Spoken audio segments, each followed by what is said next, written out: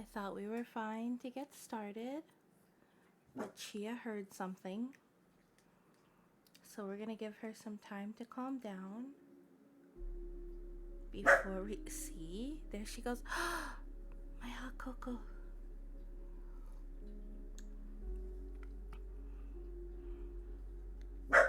Ma'am, it's a cozy time.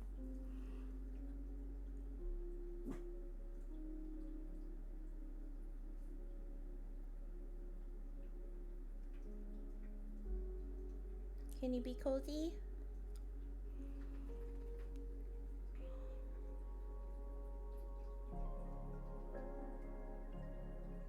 Is the music too loud?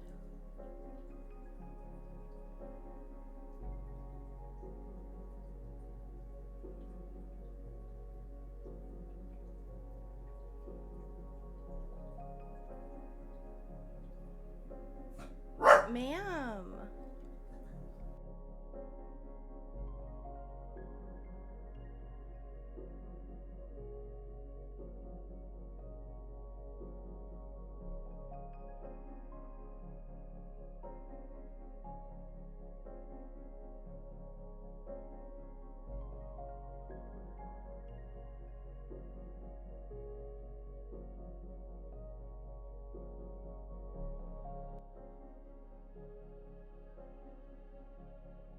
Okay, friends, Chia might make this reading stream impossible tonight.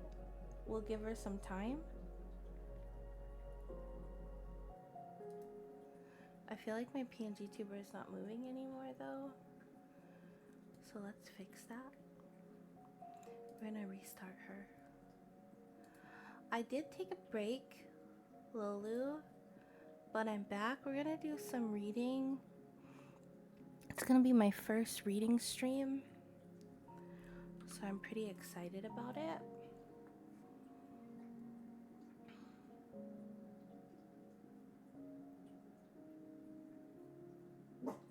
Oh my goodness. I really want Chia to be calm so we can read, Miss Ma'am.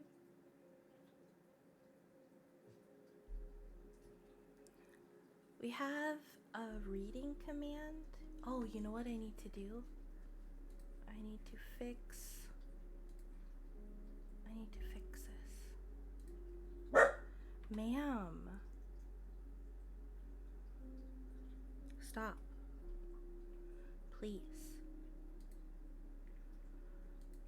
Exclamation point reading, I think, is our command.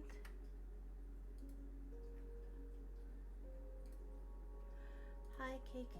Let's see. Chia's making it difficult right now. Alright, so if you do exclamation point reading, you can see what we're reading. Tonight we're going to be reading Winnie the Pooh. I'm super excited because I love Winnie the Pooh, and now Winnie the Pooh is part of Chia Screaming.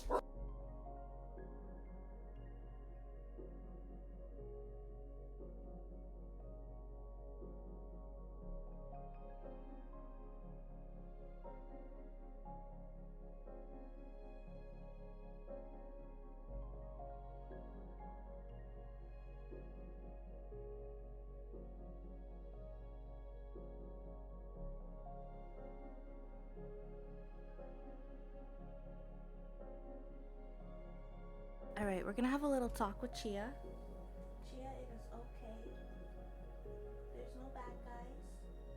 No one's out to get us. It's okay. Can you be calm so I can read? Can you try?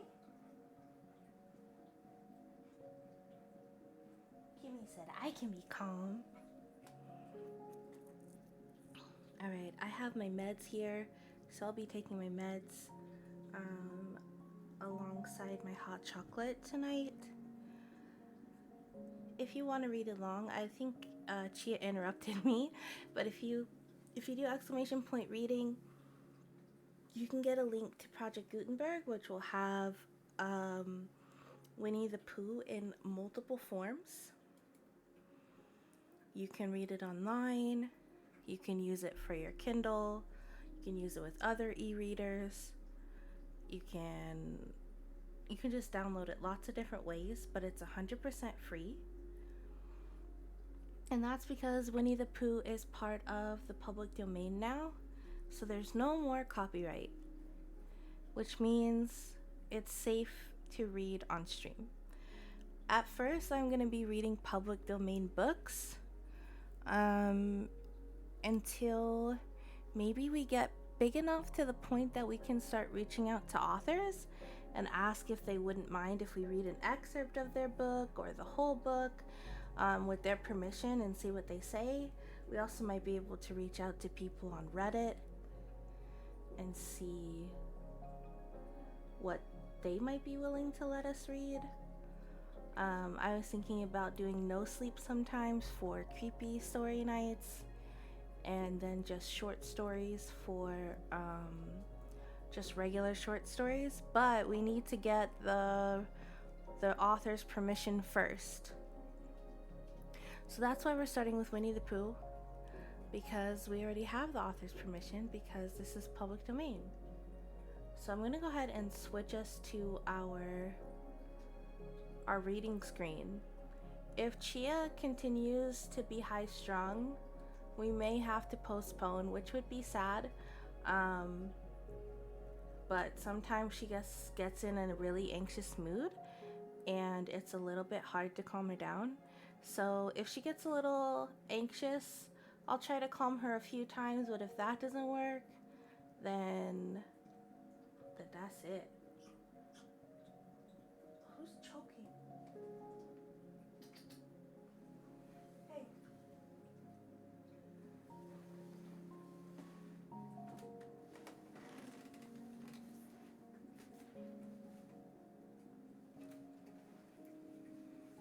I just got the girls some toys and they're already destroying them. Alright, so this is our nighttime screen for reading. It's calm, it's cozy, it's beautiful.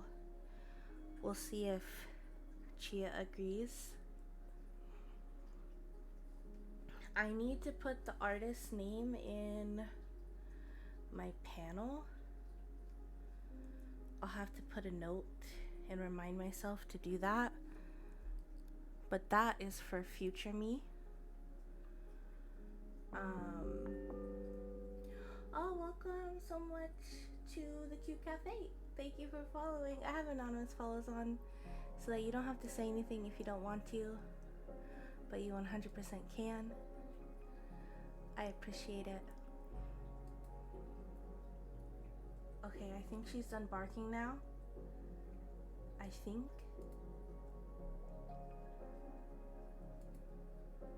I feel like this is a good time to start.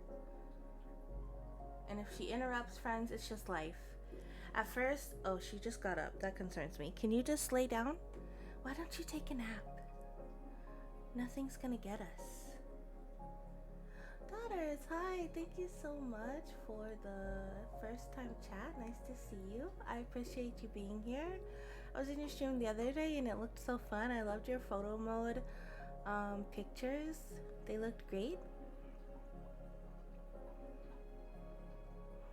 I swear most of my life is me asking my dogs what they have in their mouth. So I know they're gonna get into something. While we're reading, I'm not gonna have the chat on the screen because this is our very first time doing a reading stream. So if chat on the screen is best, if the music needs to be different, if the mic volume needs to be different, if the book choice needs to be different, there's so many different variations of reading streams that we could do. So if something sticks out to you in maybe a not positive way or a positive way, feel free to let me know so we can change it up. This is the first one. I want to show you our daytime screens. This is our daytime one. This is the first one I got. I love it a lot, but it's a little bright. I hope you're good. I am good, thank you. Now, my bot's a little talkative. Sometimes it talks right after it talks. I need to fix that. That's a problem for Monday me. or tomorrow me, but not tonight me.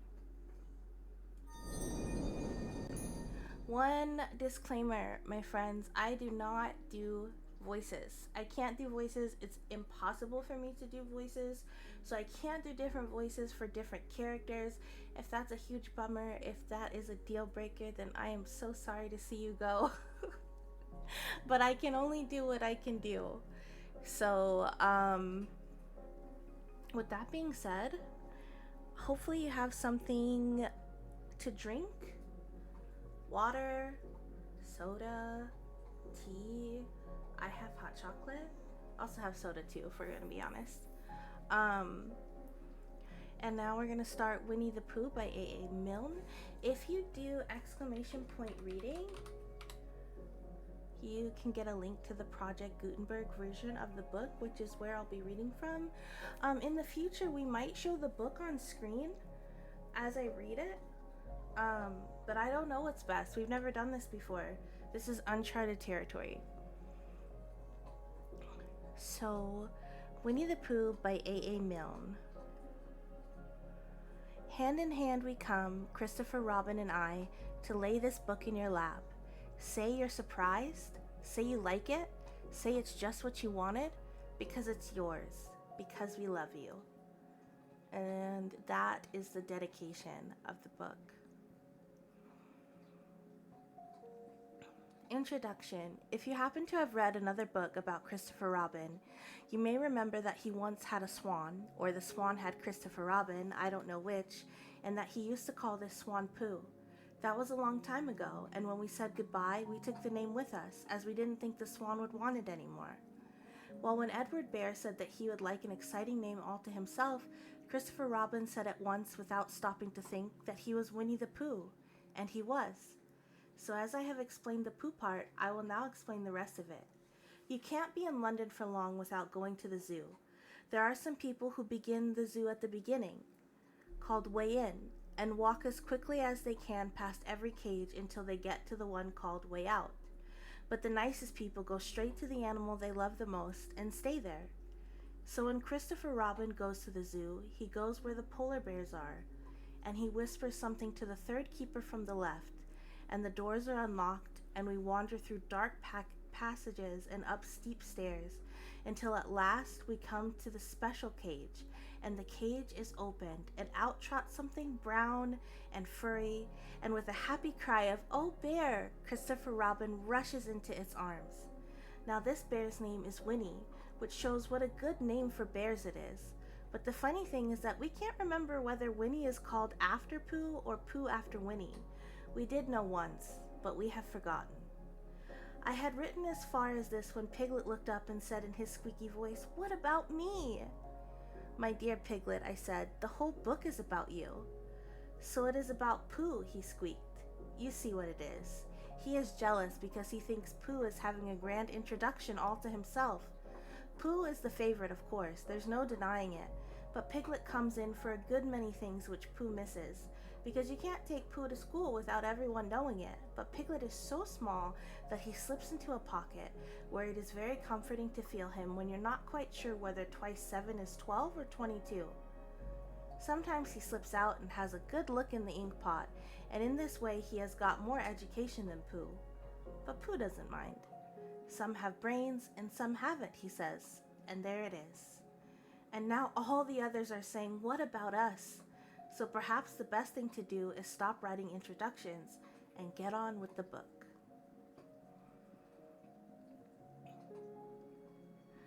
Winnie the Pooh, Chapter 1, in which we are introduced to Winnie the Pooh and some bees, and the stories begin. Here is Edward Bear coming downstairs now, bump, bump, bump, on the back of his head, behind Christopher Robin. It is, as far as he knows, the only way of coming downstairs, but sometimes he feels that there really is another way, if only he could stop bumping for a moment and think of it. And then he feels that perhaps there isn't. Anyhow, here he is at the bottom, and ready to be introduced to you. Winnie the Pooh. When I first heard his name, I said, just as you are going to say, "But I thought he was a boy." "So did I," said Christopher Robin. "Then you can't call him Winnie?" "I don't." But you said he's Winnie the Pooh. Don't you know what "there" means? Ah, yes, now I do, I said quickly, and I hope you do too, because it is all the explanation you are going to get. Sometimes Winnie the Pooh likes a game of some sort when he comes downstairs, and sometimes he likes to sit quietly in front of the fire and listen to a story. This evening, what about a story? Said Christopher Robin. What about a story? I said. Could you very sweetly tell Winnie the Pooh one? I suppose I could, I said. What stories does he like? About himself, because he's that sort of bear. Oh, I see. So could you very sweetly? I'll try, I said. So I tried. Once upon a time, a very long time ago now, about last Friday, Winnie the Pooh lived in a forest all by himself under the name of Sanders. What does under the name mean? Asked Christopher Robin. It means he had the name over the door in gold letters and lived under it. Winnie the Pooh wasn't quite sure, said Christopher Robin. Now I am, said a growly voice. Then I will go on, said I. One day when he was out walking, he came to an open place in the middle of the forest, and the middle of this place was a large oak tree, and from the top of the tree there came a loud buzzing noise. Winnie the Pooh sat down at the foot of the tree, put his head between his paws, and began to think. First of all, he said to himself, that buzzing noise means something. You don't get a buzzing noise like that, just buzzing and buzzing, without it meaning something. If there's a buzzing noise, somebody's making a buzzing noise, and the only reason for making a buzzing noise that I know of is because you're a bee. Then he thought for another long time and said, and the only reason for being a bee that I know of is making honey. And then he got up and said, and the only reason for making honey is so I can eat it. So he began to climb the tree. He climbed and he climbed and he climbed, and as he climbed, he sang a little song to himself. It went like this. Isn't it funny how a bear likes honey? Buzz, buzz, buzz. I wonder why he does. Then he climbed a little further, and a little further, and then just a little further. By that time, he had thought of another song. It's a very funny thought that, if bears were bees, they'd build their nests at the bottoms of trees. And that being so, if the bees were bears, we shouldn't have to climb up all these stairs. He was getting rather tired by this time, so that is why he sang a complaining song. He was nearly there now. If he just stood on that branch, crack! Oh, help, said Pooh as he dropped 10 feet on the branch below him. If only I hadn't, he said as he bounced 20 feet to the next branch. You see, what I meant to do, he explained as he turned head over heels and crashed onto another branch 33 feet below. What I meant to do, of course it was rather, he admitted as he slithered down very quickly through the next 6 branches. It all comes, I suppose, he decided, as he said goodbye to the last branch, spun around 3 times, and flew gracefully into a gorse bush. It all comes of liking honey so much. Oh, help! He crawled out of the gorse bush, brushed the prickles from his nose, and began to think again. And the first person he thought of was Christopher Robin. Was that me? Said Christopher Robin in an odd voice, hardly daring to believe it. That was you. Christopher Robin said nothing, but his eyes got larger and larger, and his face got pinker and pinker. So Winnie the Pooh went round to his friend Christopher Robin, who lived behind a green door in another part of the forest. Good morning, Christopher Robin, he said. Good morning, Winnie the Pooh, said you. I wonder if you've got such a thing as a balloon about you? A balloon? Yes, I just said to myself coming along, I wonder if Christopher Robin has such a thing as a balloon about him. I just said it to myself, thinking of balloons, and wondering. What do you want a balloon for, you said. Winnie the Pooh looked round to see that nobody was listening, put his paw to his mouth, and in a deep whisper, Honey. But you don't get honey with balloons. I do, said Pooh. Well, it just so happened that you had been to a party the day before at the house of your friend Piglet, and you had balloons at the party. You had a green balloon, one of Rabbit's relations had a big blue one and had left it behind, being really too young to go to a party at all. so you brought the green one and the blue one home with you. Which one would you like? You asked Pooh. He put his head between his paws and thought very carefully. It's like this, he said. When you go after honey with a balloon, the great thing is to not let the bees know you're coming. Now, if you have a green balloon, they might think you were only part of the tree and not notice you. And if you have a blue balloon, they might think you were only part of the sky and not notice you. And the question is, which is most likely? Wouldn't they notice you underneath the balloon, you asked? They might, or they might not, said Winnie the Pooh. You never can tell with bees. He thought for a moment and said, I shall try to look like a small black cloud. That will deceive them. Then you better have the blue balloon, you said. And so it was decided. Well, you both went out with the blue balloon, and you took your gun with you, just in case, as you always did.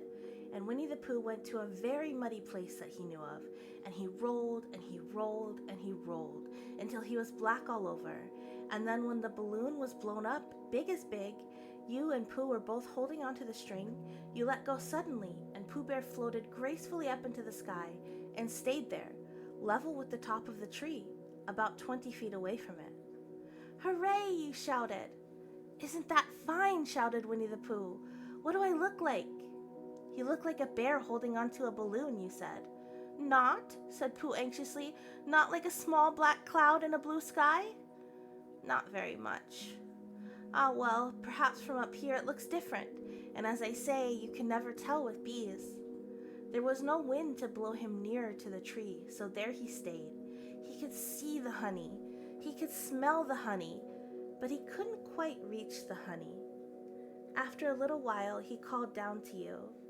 Christopher Robin, he said in a loud whisper. Hello, I think the bees suspect something. What sort of thing? I don't know, but something tells me that they're suspicious. Perhaps they think you're after their honey. It may be that. You can never tell with bees. There was another little silence, and he called down to you again. Christopher Robin. Yes? Have you an umbrella in your house? I think so. I wish you would bring it out here and walk up and down with it and look up at me every now and then and say, tut tut, it looks like rain. I think if you did that, it would help the deception which we are practicing on these bees. Well, you laughed to yourself, silly old bear, but you didn't say it aloud because you were so fond of him, and you went home for your umbrella. Oh, there you are, called down Winnie the Pooh as soon as you got back to the tree. I was beginning to get anxious. I have discovered that the bees are now definitely suspicious. Shall I put my umbrella up, you said? Yes, but wait a moment. We must be practical. The important bee to deceive is the queen bee. Can you see the queen bee from down there? No. A pity. Well, now if you walk up and down with your umbrella saying, tut tut, it looks like rain, I shall do what I can by singing a little cloud song, such as a cloud might sing. Go! So while you walked up and down and wondered if it would rain, Winnie the Pooh sang this song. How sweet to be a cloud floating in the blue. Every little cloud always sings aloud. How sweet to be a cloud floating in the blue. It makes him very proud to be called a little cloud. The bees were still buzzing suspiciously as ever. Some of them indeed left their nests and flew all around the cloud as it began the second verse of this song, and one bee sat down on the nose of the cloud for a moment and then got up again. Christopher, ow! Robin, called out the cloud. Yes? I have just been thinking, and I have come to a very important decision. These are the wrong sort of bees. Are they? Quite the wrong sort. So I should think they would make the wrong sort of honey, shouldn't you? Would they? Yes, so I think I shall come down. How? Asked you. Winnie the Pooh hadn't thought about this. If he let go of the string, he would fall, bump, and he didn't like the idea of that. So he thought for a long time, and then he said, Christopher Robin, you must shoot the balloon with your gun. Have you got your gun? Of course I have, you said. But if I do that, it will spoil the balloon, you said. But if you don't, said Pooh, I shall have to let go, and that would spoil me. When he put it like this, you saw how it was, and you aimed very carefully at the balloon and fired. Ow, said Pooh. Did I miss, you asked? You didn't exactly miss, said Pooh, but you missed the balloon. I'm so sorry, you said, and you fired again, and this time you hit the balloon, and the air slowly came out, and Winnie the Pooh floated down to the ground. But his arms were so stiff from holding on to the string of the balloon all that time that they stayed straight up in the air for more than a week, and whenever a fly came and settled on his nose, he had to blow it off. And I think, but I am not sure, that is why he was always called Pooh. Is that the story? Asked Christopher Robin. That's the end of that one. There are others. About Pooh and me? Yes, and Piglet and Rabbit and all of you. Don't you remember? I do remember, and then when I try to remember, I forget. That day when Pooh and Piglet tried to catch the heffalump, they didn't catch it, did they? No. Pooh couldn't because he hasn't any brain. Did I catch it? Well, that comes into the story. Christopher Robin nodded. I do remember, only Pooh doesn't very well, so that's why he likes being told over again and again, because then it's a real story and not just remembering. That's just how I feel, I said. Christopher Robin gave a deep sigh, picked his bear up by the leg, and walked off to the door, trailing Pooh behind him. At the door he turned and said, Coming to see me have my bath? I might, I said. I didn't hurt him when I shot him, did I? Not a bit. He nodded and went out, and in that moment I heard Winnie the Pooh bump, bump, bump, going up the stairs behind him. Chapter 2, in which Pooh goes visiting and gets into a tight place. Edward Bear, known to his friends as Winnie the Pooh, or Pooh for short, was walking through the forest one day, humming proudly to himself. He had made up a little hum that very morning as he was doing his stoutness exercises in front of the glass. Tra-la-la, tra-la-la, as he stretched up as high as he could go, and then tra-la-la, tra-la, oh help, la, as he tried to reach his toes. After breakfast, he said it over and over to himself until he learnt it off by heart, and now he was humming it right through properly. It went like this: tra-la-la, tra-la-la, tra-la-la, tra-la-la, rum-tum, tiddle-um-tum, tiddle-iddle, tiddle-iddle, tiddle-iddle, tiddle-iddle, rum-tum, tiddle-um. When he was humming this hum to himself and walking along, wondering what everyone else was doing and what it felt like being somebody else, when suddenly he came to a sandy bank, and in the bank was a large hole. Aha, said Pooh. If I had known anything about anything, that hole means rabbit, he said, and rabbit means company, he said, and company means food, and listening to me humming and such like, rum-tum, tiddle-um. So he bent down, put his head into the hole, and called out, Is anybody at home? There was a sudden scuffling noise from inside the hole, and then silence. What I said was, Is anybody at home? Called out Pooh very loudly. No, said a voice, and then added, You needn't shout so loud. I heard you quite well the first time. Bother, said Pooh. Isn't there anybody here at all? Nobody. Winnie the Pooh took his head out of the hole and thought for a little, and he thought to himself, There must be somebody there, because somebody must have said nobody. So he put his head back into the hole and said, Hello, Rabbit, isn't that you? No, said Rabbit in a different sort of voice this time. But isn't that Rabbit's voice? I don't think so, said Rabbit. It isn't meant to be. Oh, said Pooh. He took his head out of the hole and had another think, and then he put it back and said, Well, could you very kindly tell me where Rabbit is?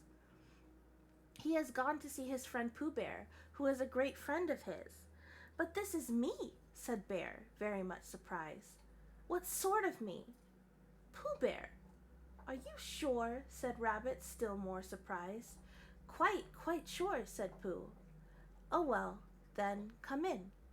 So Pooh pushed and pushed and pushed his way through the hole, and at last he got in. You are quite right, said Rabbit, looking him all over. It is you. Glad to see you. Who did you think it was? Well, I wasn't sure. You know how it is in the forest. One can't have anybody coming into one's house. One has to be careful. What about a mouthful of something? Pooh always liked a little something at 11 o'clock in the morning, and he was very glad to see Rabbit getting out the plates and mugs. And when Rabbit said honey or condensed milk with your bread, he was so excited that he said both. And then, so as not to seem greedy, he added, but don't bother about the bread, please. And for a long time after that, he said nothing, until at last, humming to himself in a rather sticky voice, he got up, shook Rabbit lovingly by the paw, and said that he must be going on. Must you? Said Rabbit politely. Well, said Pooh, I could stay a little longer if you... And he tried to look in the direction of the larder. As a matter of fact, said Rabbit, I was going out myself directly. Oh, well then, I'll be going. Goodbye. Well, goodbye, if you're sure you won't have any more. Is there any more? Asked Pooh quickly. Rabbit took the covers off the dishes and said, no, there wasn't. I thought not, said Pooh, nodding to himself. Well, goodbye. I must be going on. So he started to climb out of the hole. He pulled with his front paws and he pushed with his back paws, and in a little while his nose was out in the open again, and then his ears, and then his front paws, and then his shoulders, and then, oh, help, said Pooh. I'd better go back. Oh, bother, said Pooh. I shall have to go on. I can't do either, said Pooh. Oh, help and bother. Now by this time, Rabbit wanted to go for a walk too, and finding the front door full, he went out by the back door and came round to Pooh and looked at him. Hello, are you stuck? He asked. No, said Pooh carelessly, just resting and thinking and humming to myself. Here, give us a paw. Pooh Bear stretched out a paw, and Rabbit pulled and pulled and pulled. Ow, cried Pooh, you're hurting. The fact is, said Rabbit, you're stuck. It all comes, said Pooh crossly, of not having front doors big enough. It all comes, said Rabbit sternly, of eating too much. I thought at the time, said Rabbit, only I didn't like to say anything. That one of us was eating too much, said Rabbit, and I knew it wasn't me, he said. Well, I shall go and fetch Christopher Robin. Christopher Robin lived at the other end of the forest, and when he came back with Rabbit and saw the front half of Pooh, he said, silly old bear, in such a loving voice that everybody felt quite hopeful again. I was just beginning to think, said Bear, sniffing lightly, that Rabbit might never be able to use his front door again, and I should hate that, he said. So should I, said Rabbit. Use his front door again? Said Christopher Robin. Of course he'll use his front door again. Good, said Rabbit. If we can't pull you out, Pooh, we might push you back. Rabbit scratched his whiskers thoughtfully and pointed out that when once Pooh was pushed back, he was back, and of course nobody was more glad to see Pooh than he was. Still, there it was, some lived in trees and some lived underground, and... You mean I'd never get out, said Pooh. I mean, said Rabbit, that not having got so far, it seems a pity to waste it. Christopher Robin nodded. Then there's only one thing to be done. We shall have to wait for you to get thin again. How long does getting thin take? Asked Pooh anxiously. About a week, I should think. But I can't stay here for a week. You can stay here, all right, silly old bear. It's getting you out which is so difficult. We'll read to you, said Rabbit cheerfully. And I hope it won't snow, he added. And I say, old fellow, you're taking up a good deal of room in my house. Do you mind if I use your back legs as a towel horse? Because, I mean, there they are, doing nothing. And it would be very convenient just to hang the towels on them. A week, said Pooh gloomily. What about meals? I'm afraid no meals, said Christopher Robin, because of getting thinner quicker. But we will read to you. Bear began to sigh and then found he couldn't because he was so tightly stuck, and a tear rolled down his eye as he said, Then would you read a sustaining book, such as would help and comfort a wedged bear in great tightness? So for a week Christopher Robin read that sort of book at the north end of Pooh, and Rabbit hung his washing on the south end, and in between Bear felt himself getting slenderer and slenderer, and at the end of the week Christopher Robin said, Now! So he took hold of Pooh's front paws, and Rabbit took hold of Christopher Robin, and all Rabbit's friends and relations took hold of Rabbit, and they all pulled together, and for a long time Pooh only said, Ow! And oh! and then all of a sudden he said, "Pop!" just as if a cork were coming out of a bottle.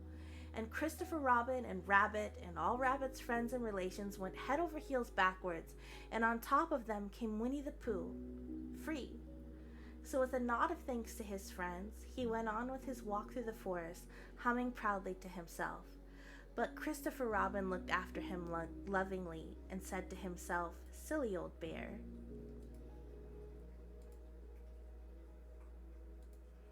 Chapter 3, in which Piglet and Pooh go hunting and nearly catch a woozle. The piglet lived in a very grand house in the middle of a beech tree, and the beech tree was in the middle of the forest, and the piglet lived in the middle of the house. Next to his house was a broken piece of board that said "Trespassers W" on it. When Christopher Robin asked the piglet what it meant, he said it was his grandfather's name and had been in the family for a long time. Christopher Robin said you couldn't be called Trespassers W, and Piglet said yes, you could, because his grandfather was, and it was short for Trespassers Will, which was short for Trespassers William, and his grandfather had two names in case he lost one, Trespassers after an uncle, and William after Trespassers. "I've got two names," said Christopher Robin carelessly. "Well, there you are, that proves it," said Piglet. One fine winter's day, when Piglet was brushing away the snow in front of his house, he happened to look up, and there was Winnie the Pooh.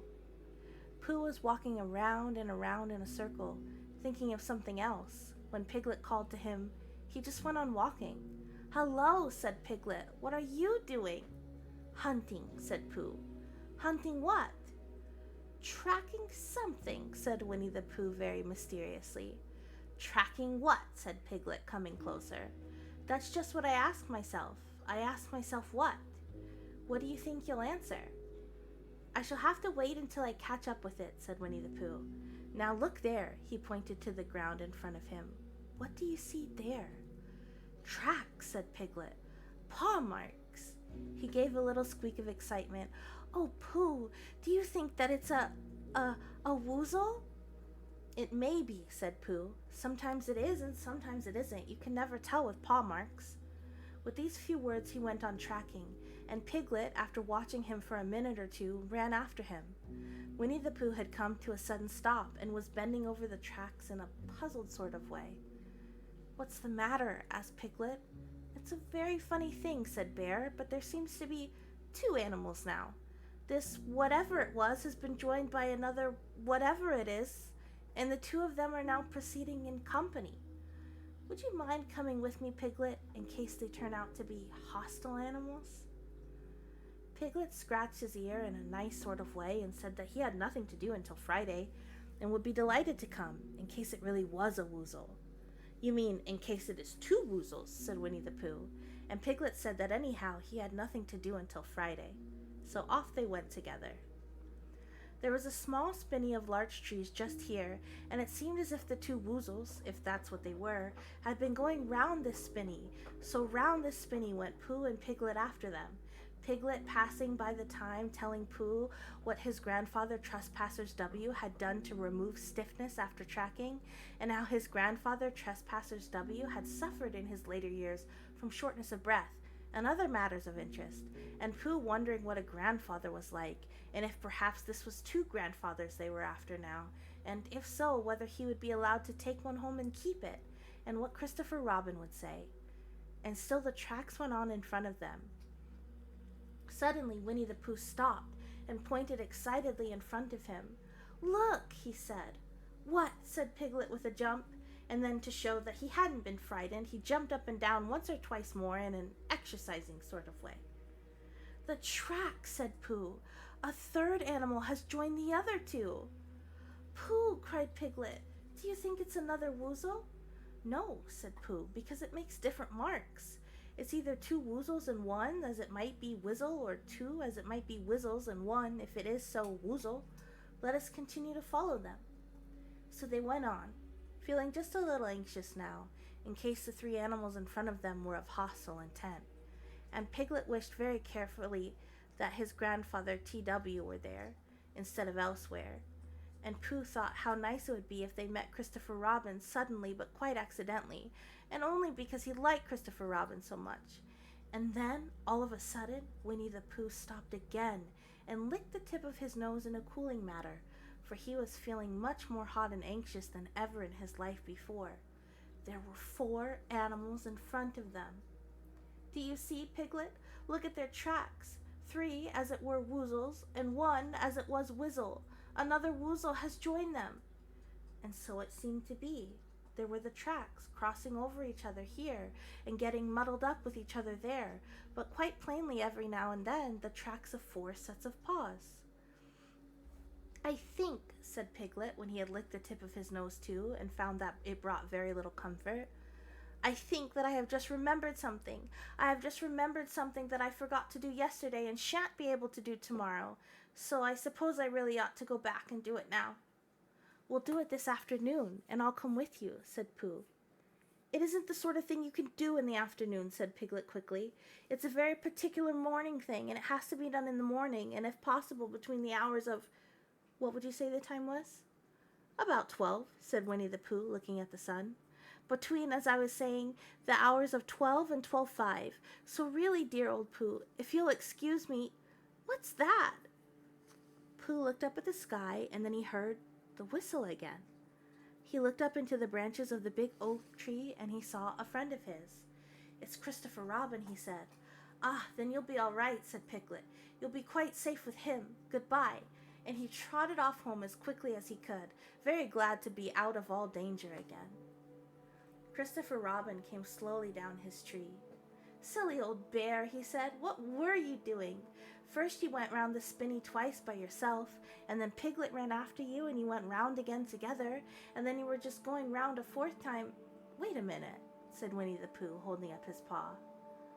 He sat down and thought in the most thoughtful way he could think, and then he fitted his paw into one of the tracks, and then he scratched his nose twice and stood up. "Yes," said Winnie the Pooh. "I see now," said Winnie the Pooh. "I have been foolish and deluded," said he, "and I am a bear of no brain at all." "You're the best bear in all the world," said Christopher Robin soothingly. "Am I?" said Pooh hopefully, and then he brightened up suddenly. "Anyhow," he said, "it's nearly luncheon time." So he went home for it. Chapter 4, in which Eeyore loses a tail and Pooh finds one.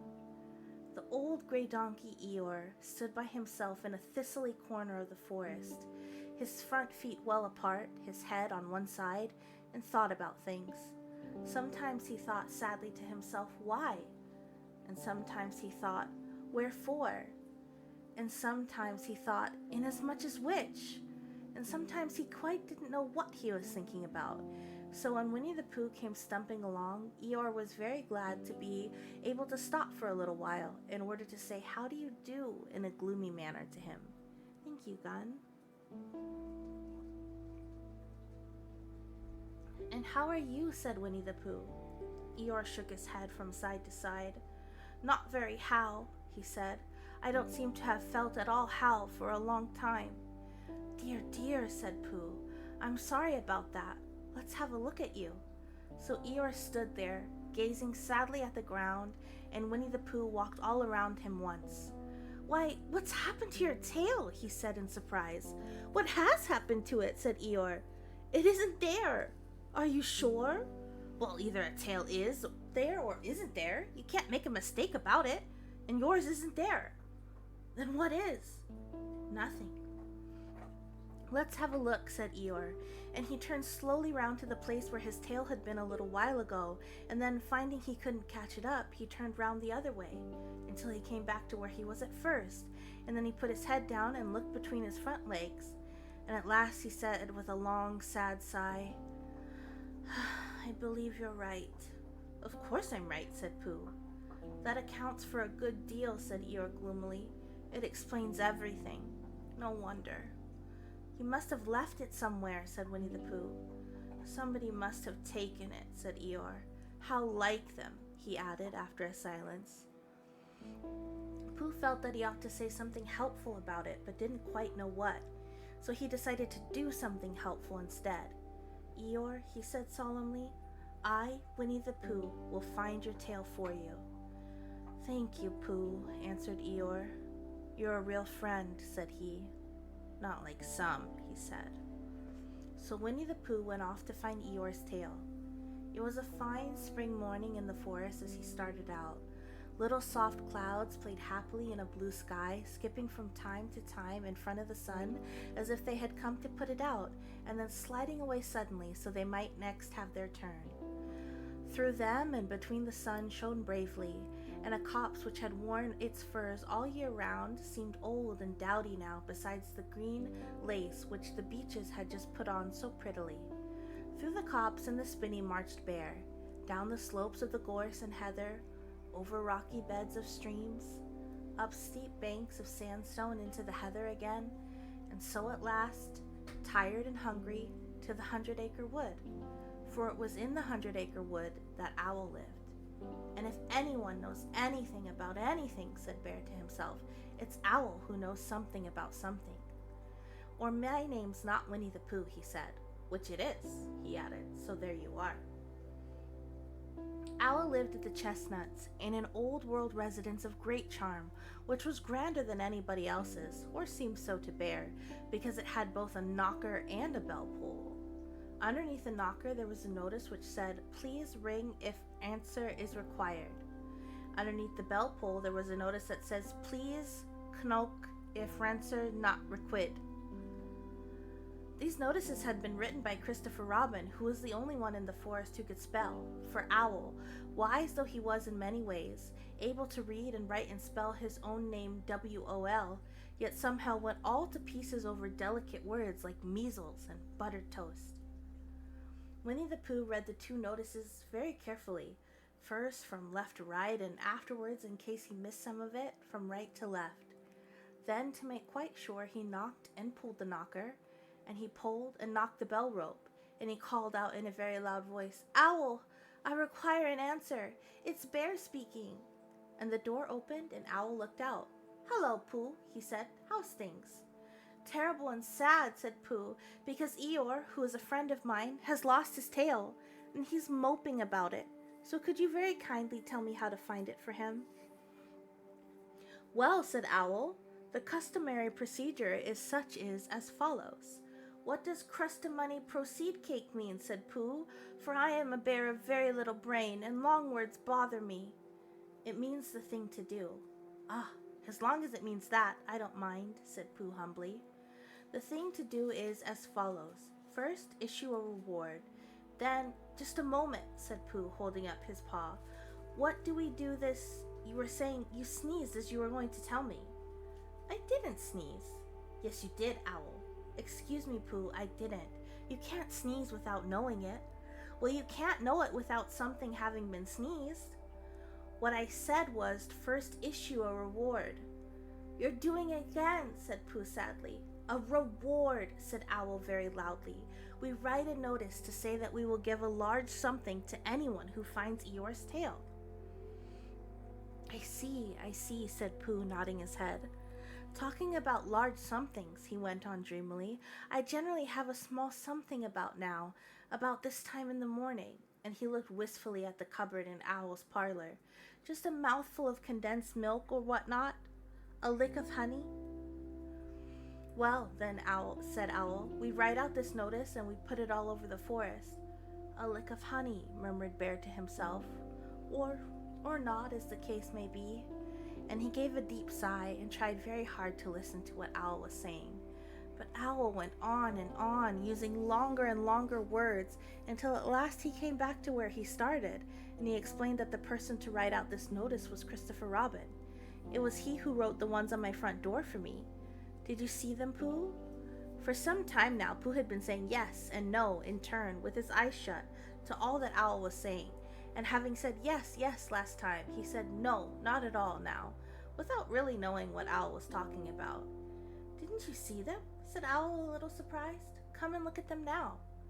So they went outside, and Pooh looked at the knocker and the notice below it, and he looked at the bell rope and the notice below it, and the more he looked at the bell rope, the more he felt that he had seen something like it somewhere else, some time before. "Handsome bell rope, isn't it?" said the Owl. Pooh nodded. "It reminds me of something, but I can't think of what. Where did you get it?" I just came across it in the forest. It was hanging over a bush, and I thought at first somebody lived there, so I rang it, and nothing happened. And then I rang it again very loudly, and it came off in my hand. As nobody seemed to want it, I took it home and... Owl, said Pooh solemnly, you made a mistake. Somebody did want it. Who? Eeyore, my dear friend Eeyore. He was fond of it. Fond of it? Attached to it, said Winnie the Pooh sadly. So with these words he unhooked it and carried it back to Eeyore. And when Christopher Robin had nailed it in its right place again, Eeyore frisked about the forest, waving his tail so happily that Winnie the Pooh came over all funny and had to hurry home for a little snack of something to sustain him. And after wiping his mouth half an hour afterwards, he sang to himself proudly, "Who found the tail?" "I," said Pooh, "at 1:45. Only it was 11:15, really. "I found the tail." Chapter 5, in which Piglet meets a heffalump. One day, when Christopher Robin and Winnie the Pooh and Piglet were all talking together, Christopher Robin finished the mouthful he was eating and said carelessly, "I saw a heffalump today, Piglet." "What was it doing?" asked Piglet. "Just lumping along," said Christopher Robin. "I don't think it saw me."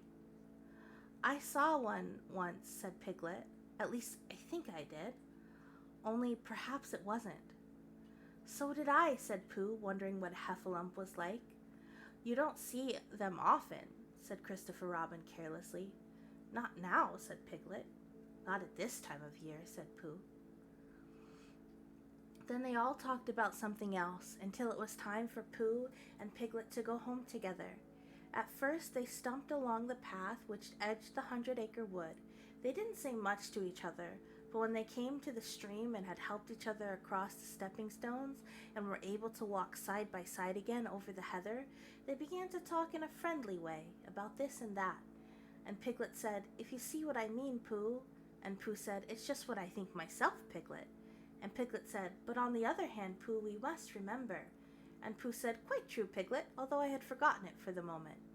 And then, just as they came to the 6 pine trees, Pooh looked round to see that nobody else was listening and said in a very solemn voice, "Piglet, I have decided something." "What have you decided, Pooh?" "I have decided to catch a heffalump." Piglet nodded his head several times as he said this, and he waited for him to say how, or "you couldn't," or something helpful of that sort, but he said nothing. The fact was, Piglet was wishing he had thought about it first. "I shall do it," said Pooh, after waiting a little longer, "by means of a trap, and it must be a cunning trap, so you will have to help me, Piglet." "Pooh," said Piglet, feeling quite happy again now, "I will." And then he said, "How shall we do it?" And Pooh said, "That's just it. How?"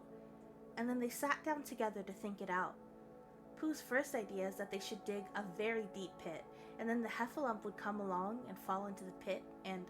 "Why?" said Piglet. "Why what?" said Pooh. "Why would he fall in?"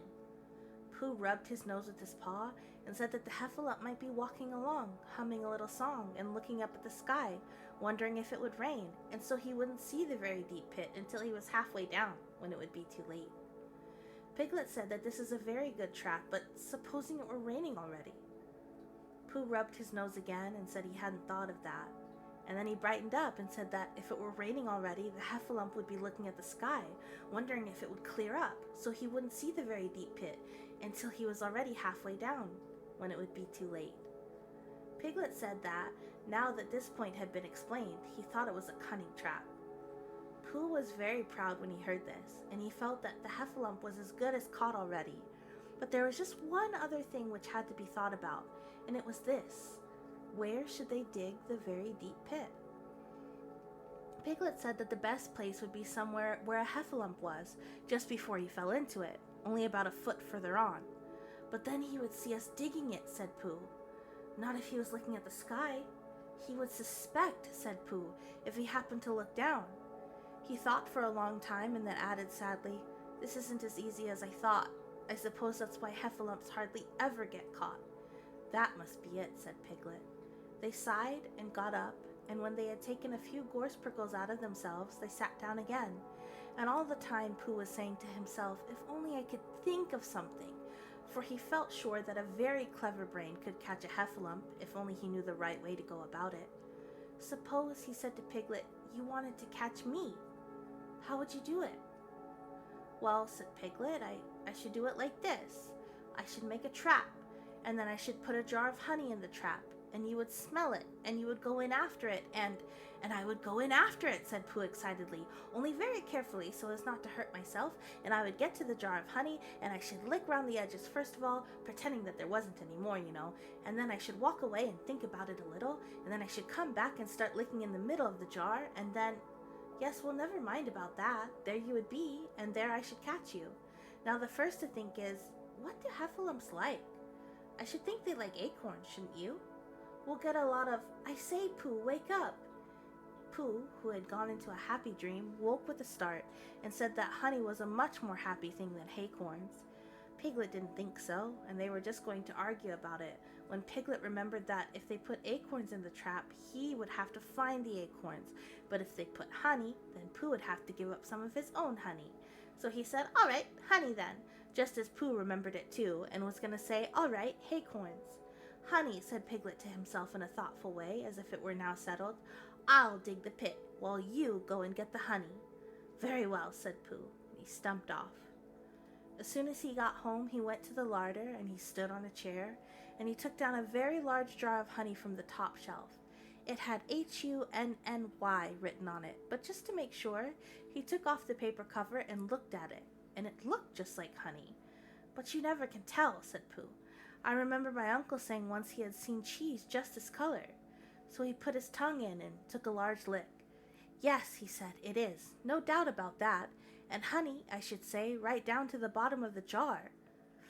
Unless, of course, he said, somebody put cheese in the bottom as just for a joke. Perhaps I better go a little further, just in case heffalumps don't like cheese, same as me. And he gave a deep sigh. I was right, it is honey, right the way down. Having made certain of this, he took the jar back to Piglet, and Piglet looked up from the bottom of his very deep pit and said, got it? And Pooh said, yes, but it isn't quite a full jar. And he threw it down to Piglet, and Piglet said, no, it isn't. Is that all you've got left? And Pooh said, yes, because it was. So Piglet put the jar at the bottom of the pit and climbed out, and they went home together. Well, good night, Pooh, said Piglet when they had got to Pooh's house, and we meet at 6 o'clock tomorrow morning by the pine trees to see how many heffalumps we got in our trap. 6 o'clock, Piglet, and have you got any string? No, why do you want string? To lead them home with. Oh, I think heffalumps come if you whistle. Some do and some don't. You can never tell with heffalumps. Well, good night. Good night.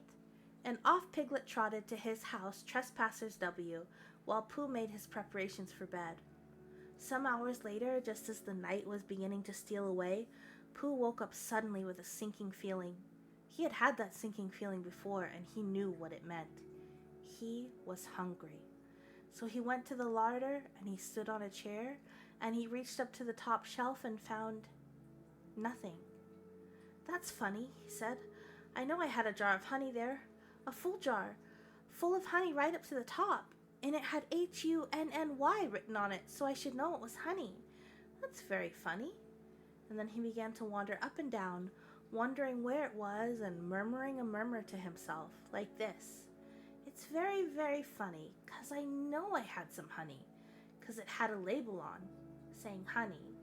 A galoptuous full-up pot, too, and I don't know where it's got to. No, I don't know where it's gone. Well, it's funny. He had murmured this to himself 3 times in a singing sort of way, when suddenly he remembered. He had put it into the cunning trap to catch the heffalump. Bother, said Pooh, it all comes from trying to be kind to heffalumps, and he got back into bed. But he couldn't sleep, and the more he tried to sleep, the more he couldn't. He tried counting sheep, which sometimes is a very good way of getting to sleep, and as that was no good, he tried counting heffalumps, and that was worse, because every heffalump that he counted was making straight for a pot of Pooh's honey and eating it all. For some minutes he lay there miserably, but when the 587th heffalump was licking its jaws and saying to itself, very good honey this, I don't know when I've tasted better, Pooh could bear it no longer. He jumped out of bed, he ran out of the house, and he ran straight to the 6 pine trees. The sun was still in bed, but there was a lightness in the sky over the 100-acre wood, which seemed to show it was waking and would soon be kicking off the clothes. In the half-light, the pine trees looked cold and lonely, and the very deep pit seemed deeper than it was, and Pooh's jar of honey at the bottom was something mysterious, a shape and no more. But as he got nearer to it, his nose told him that it was indeed honey, and his tongue came out again and began to polish up his mouth, ready for it. "Bother," said Pooh as he got his nose inside the jar. "A heffalump has been eating it." And then he thought a little and said, "Oh, I did. I forgot." Indeed, he had eaten most of it, but there was a little left at the very bottom of the jar, and he pushed his head right in and began to lick. By and by, Piglet woke up. As soon as he woke up, he said to himself, "Oh!" And then he said bravely, "Yes." And then still more bravely, "Quite so." But he didn't feel very brave, for the word was really getting around his brain was heffalumps. What was a heffalump like? Was it fierce? Did it come when he whistled? And how did it come? Was it fond of pigs at all? If it was fond of pigs, did it make any difference what sort of pig? Supposing it was fierce with pigs, would it make any difference if the pig had a grandfather called Trespassers William? He didn't know the answer to any of these questions, and he was going to see his first heffalump in about an hour from now. Of course, Pooh would be with him, and it was much more friendly with two. But suppose heffalumps were very fierce with pigs and bears? Wouldn't it be better to pretend that he had a headache and couldn't go to the 6 pine trees this morning? But then suppose that it was a very fine day and there was no heffalump in the trap. Here he would be in bed all the morning, simply wasting his time for nothing. What should he do? And then he had a clever idea. He would go up very quietly to the 6 pine trees now, peep very cautiously into the trap, and see if there was a heffalump there. And if there was, he would go back to bed. And if there wasn't, he wouldn't. So off he went. At first he thought there wouldn't be a heffalump in the trap, and then he thought that there would, and as he got nearer he was sure that there would, because he could hear it heffalumping about like anything. "Oh dear, oh dear, oh dear," said Piglet to himself, and he wanted to run away. But somehow, having got so near, he felt that he must see what a heffalump was like. So he crept to the side of the trap and looked in. And all the time Winnie the Pooh had been trying to get the honey jar off his head. The more he shook it, the more tightly it stuck. "Bother," he said inside the jar, and "Oh, help," and mostly "Ow." And he tried bumping against things, but he couldn't see what he was bumping against, and it didn't help him. He tried to climb out of the trap, but as he could see nothing but jar and not much of that, he couldn't find his way. So at last he lifted up his head, jar and all, and made a loud roaring noise of sadness and despair. And it was at that moment that Piglet looked down. "Help!" cried Piglet. "A heffalump! A horrible heffalump!" And he scampered off as hard as he could, still crying out, "Help! A horrible heffalump! Hoff, hoff! A hellable horralump! Hole, hole! A hoffable hellarump!" And he didn't stop crying and scampering until he got to Christopher Robin's house. "Whatever's the matter, Piglet?" said Christopher Robin, who was just getting up. "Heff!" said Piglet, breathing so hard he could hardly speak. "A heffalump." "Where?" "Up there," said Piglet, waving his paw. "What did it look like?" Like it had the biggest head you ever saw, Christopher Robin. A great enormous thing, like nothing. A huge big, I don't know, it was an enormous big nothing. Like a jar." "Well," said Christopher Robin, putting on his shoes, "I shall go look at it. Come on." Piglet wasn't afraid if he had Christopher Robin with him, so off they went. "I can hear it, can't you?" said Piglet anxiously as they got near. "I can hear something," said Christopher Robin. It was Pooh bumping his head against the tree root he had found. "There," said Piglet, "isn't it awful?" And he held on tight to Christopher Robin's hand. Suddenly, Christopher Robin began to laugh. And he laughed, and he laughed, and he laughed, and while he was still laughing, crash went the heffalup's head against the tree root, smash went the jar, and out came Pooh's head again. Then Piglet saw what a foolish Piglet he had been, and he was so ashamed of himself that he ran straight home and went to bed with a headache. But Christopher Robin and Pooh went home for breakfast together. "Oh, Bear," said Christopher Robin, "how I do love you." "So do I," said Pooh. Chapter 6, in which Eeyore has a birthday and gets 2 presents. Eeyore, the old gray donkey, stood by the side of a stream and looked at himself in the water. Pathetic, he said. That's what it is. Pathetic. He turned and walked slowly down the stream for 20 yards, splashed across it, and walked slowly back the other side. And then he looked at himself in the water again. As I thought, he said, no better from this side. But nobody minds, nobody cares. Pathetic, that's what it is. There was a crackling noise in the bracken behind him, and out came Pooh. Good morning, Eeyore, said Pooh. Good morning, Pooh Bear, said Eeyore gloomily. If it is a good morning, he said. Which I doubt, said he. Why, what's the matter? Nothing, Pooh Bear, nothing. We can't all, and some of us don't. That's all there is to it. Can't all what? Said Pooh, rubbing his nose. Gaiety, song, and dance. Here we go round the mulberry bush. Oh, said Pooh. He thought for a long time and then asked, what mulberry bush is that? Bonhomie, went Eeyore glumly. French word meaning bonhomie, he explained. I'm not complaining, but there it is. Pooh sat down on a large stone and tried to think this out. It sounded to him like a riddle, and he is never very much good at riddles, being a bear of very little brain, so he sang Coddleston Pie instead. Coddleston, Coddleston, Coddleston Pie. A fly can't bird, but a bird can fly. Ask me a riddle and I reply, Coddleston, Coddleston, Coddleston Pie. That was the first verse. When he finished it, Eeyore didn't actually say he didn't like it, so Pooh was very kindly saying the second verse to him. Coddleston, Coddleston, Coddleston Pie. A fish can't whistle and neither can I. Ask me a riddle and I reply, Coddleston, Coddleston, Coddleston Pie. Eeyore still said nothing at all, so Pooh hummed the third verse quietly to himself. Coddleston, Coddleston, Coddleston Pie. Why does a chicken? I don't know why. Ask me a riddle and I reply, Coddleston, Coddleston, Coddleston Pie. That's right, said Eeyore. Sing, tiddly too. Here we go gathering nuts and May. Enjoy yourself. I am, said Pooh. Some can, said Eeyore. Why, what's the matter? Is anything the matter? You seem so sad, Eeyore. Sad? Why should I be sad? It's my birthday, the happiest day of the year. Your birthday? Said Pooh in great surprise. Of course it is. Can't you see? Look at all the presents I've had. He waved a foot from side to side. Look at the birthday cake, candles, and pink sugar. Pooh looked first to the right and then to the left. Presents? Said Pooh. Birthday cake? Said Pooh.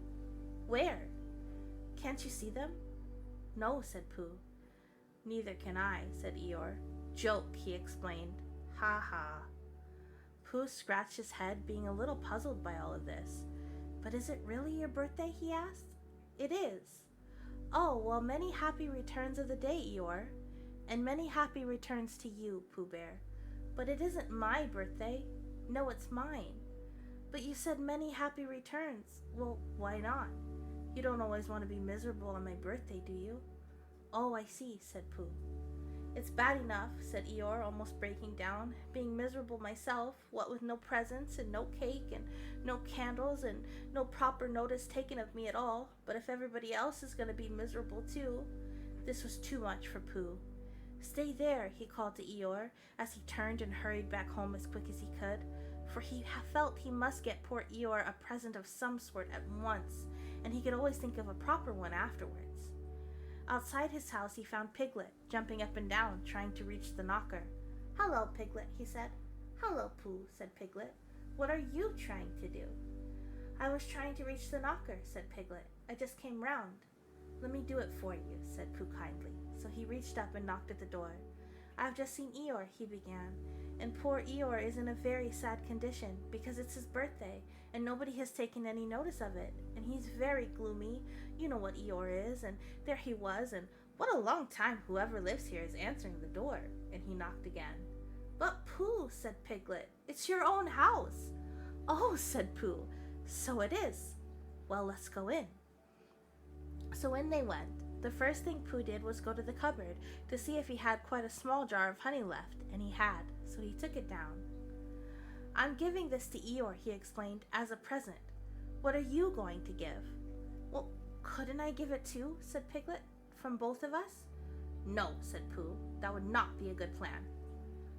"All right, then I'll give him a balloon. I've got one left from my party. I'll go and get it now, shall I?" "That, Piglet, is a very good idea. It's just what Eeyore wants to cheer him up. Nobody can be uncheered with a balloon." So off Piglet trotted, and in the other direction went Pooh with his jar of honey. It was a warm day, and he had a long way to go. He hadn't gone more than halfway when a sort of funny feeling began to creep all over him. It began at the tip of his nose and trickled all through him and out the soles of his feet. It was just as if somebody inside him were saying, "Now then, Pooh, time for a little something." "Dear, dear," said Pooh, "I didn't know it was as late as that." So he sat down and took the top off his jar of honey. "Lucky I brought this with me," he thought. "May a bear going out on a warm day like this would never have thought of bringing a little something with him," and he began to eat. "Now let me see," he thought, and he took his last lick inside the jar. "Where was I going? Ah, yes, Eeyore." He got up slowly, and then suddenly he remembered he had eaten Eeyore's birthday present. "Bother," said Pooh. "What shall I do? I must give him something." For a little while he couldn't think of anything. And then he thought, well, it's still a very nice pod, even if there's no honey in it, and if I washed it clean and got somebody to write a happy birthday on it, Eeyore could keep things in it, which might be useful. So as he was passing the 100-acre wood, he went inside to call an owl who lived there. "Good morning, Owl," he said. "Good morning, Pooh," said Owl. "Many happy returns of Eeyore's birthday," said Pooh. "Oh, is that what it is? What are you giving him, Owl?" "Well, what are you giving him, Pooh?" "I'm giving him a useful pot to keep things in, and I wanted to ask you—" "Is this it?" said Owl, taking it out of Pooh's paw. "Yes, and I wanted to ask you—" "Somebody's been keeping honey in it," said Owl. "You can keep anything in it," said Pooh earnestly. "It's very useful like that, and I wanted to ask you—" "You ought to write a happy birthday on it." "That's what I wanted to ask you," said Pooh, "because my spelling is wobbly, and it's good spelling, but it wobbles and the letters get in the wrong places. Would you write a happy birthday on it for me?" "It's a nice pot," said Owl, looking at it all around. "Couldn't I give it too? From both of us?" "No," said Pooh, "that would not be a good plan. Now I'll just wash it first and then you can write on it." Well, he washed the pot out and dried it, while Owl licked the end of his pencil and wondered how to spell birthday. "Can you read, Pooh?" he asked a little anxiously. "There's a notice about knocking and ringing outside my door, which Christopher Robin wrote. Could you read it?" "Christopher Robin told me what it said, and then I could." "Well, I'll tell you what this says, and then you'll be able to." So Owl wrote, and this is what he wrote. "Hippy pappy bethud thud thud the bethud thee." Pooh looked on admiringly. "I'm just saying a happy birthday," said Owl carelessly. "It's a nice long one," said Pooh, very much impressed by it. "Well, actually, of course, I'm saying a very happy birthday with love from Pooh. Naturally, it takes a good deal of pencil to say a long thing like that." "Oh, I see," said Pooh.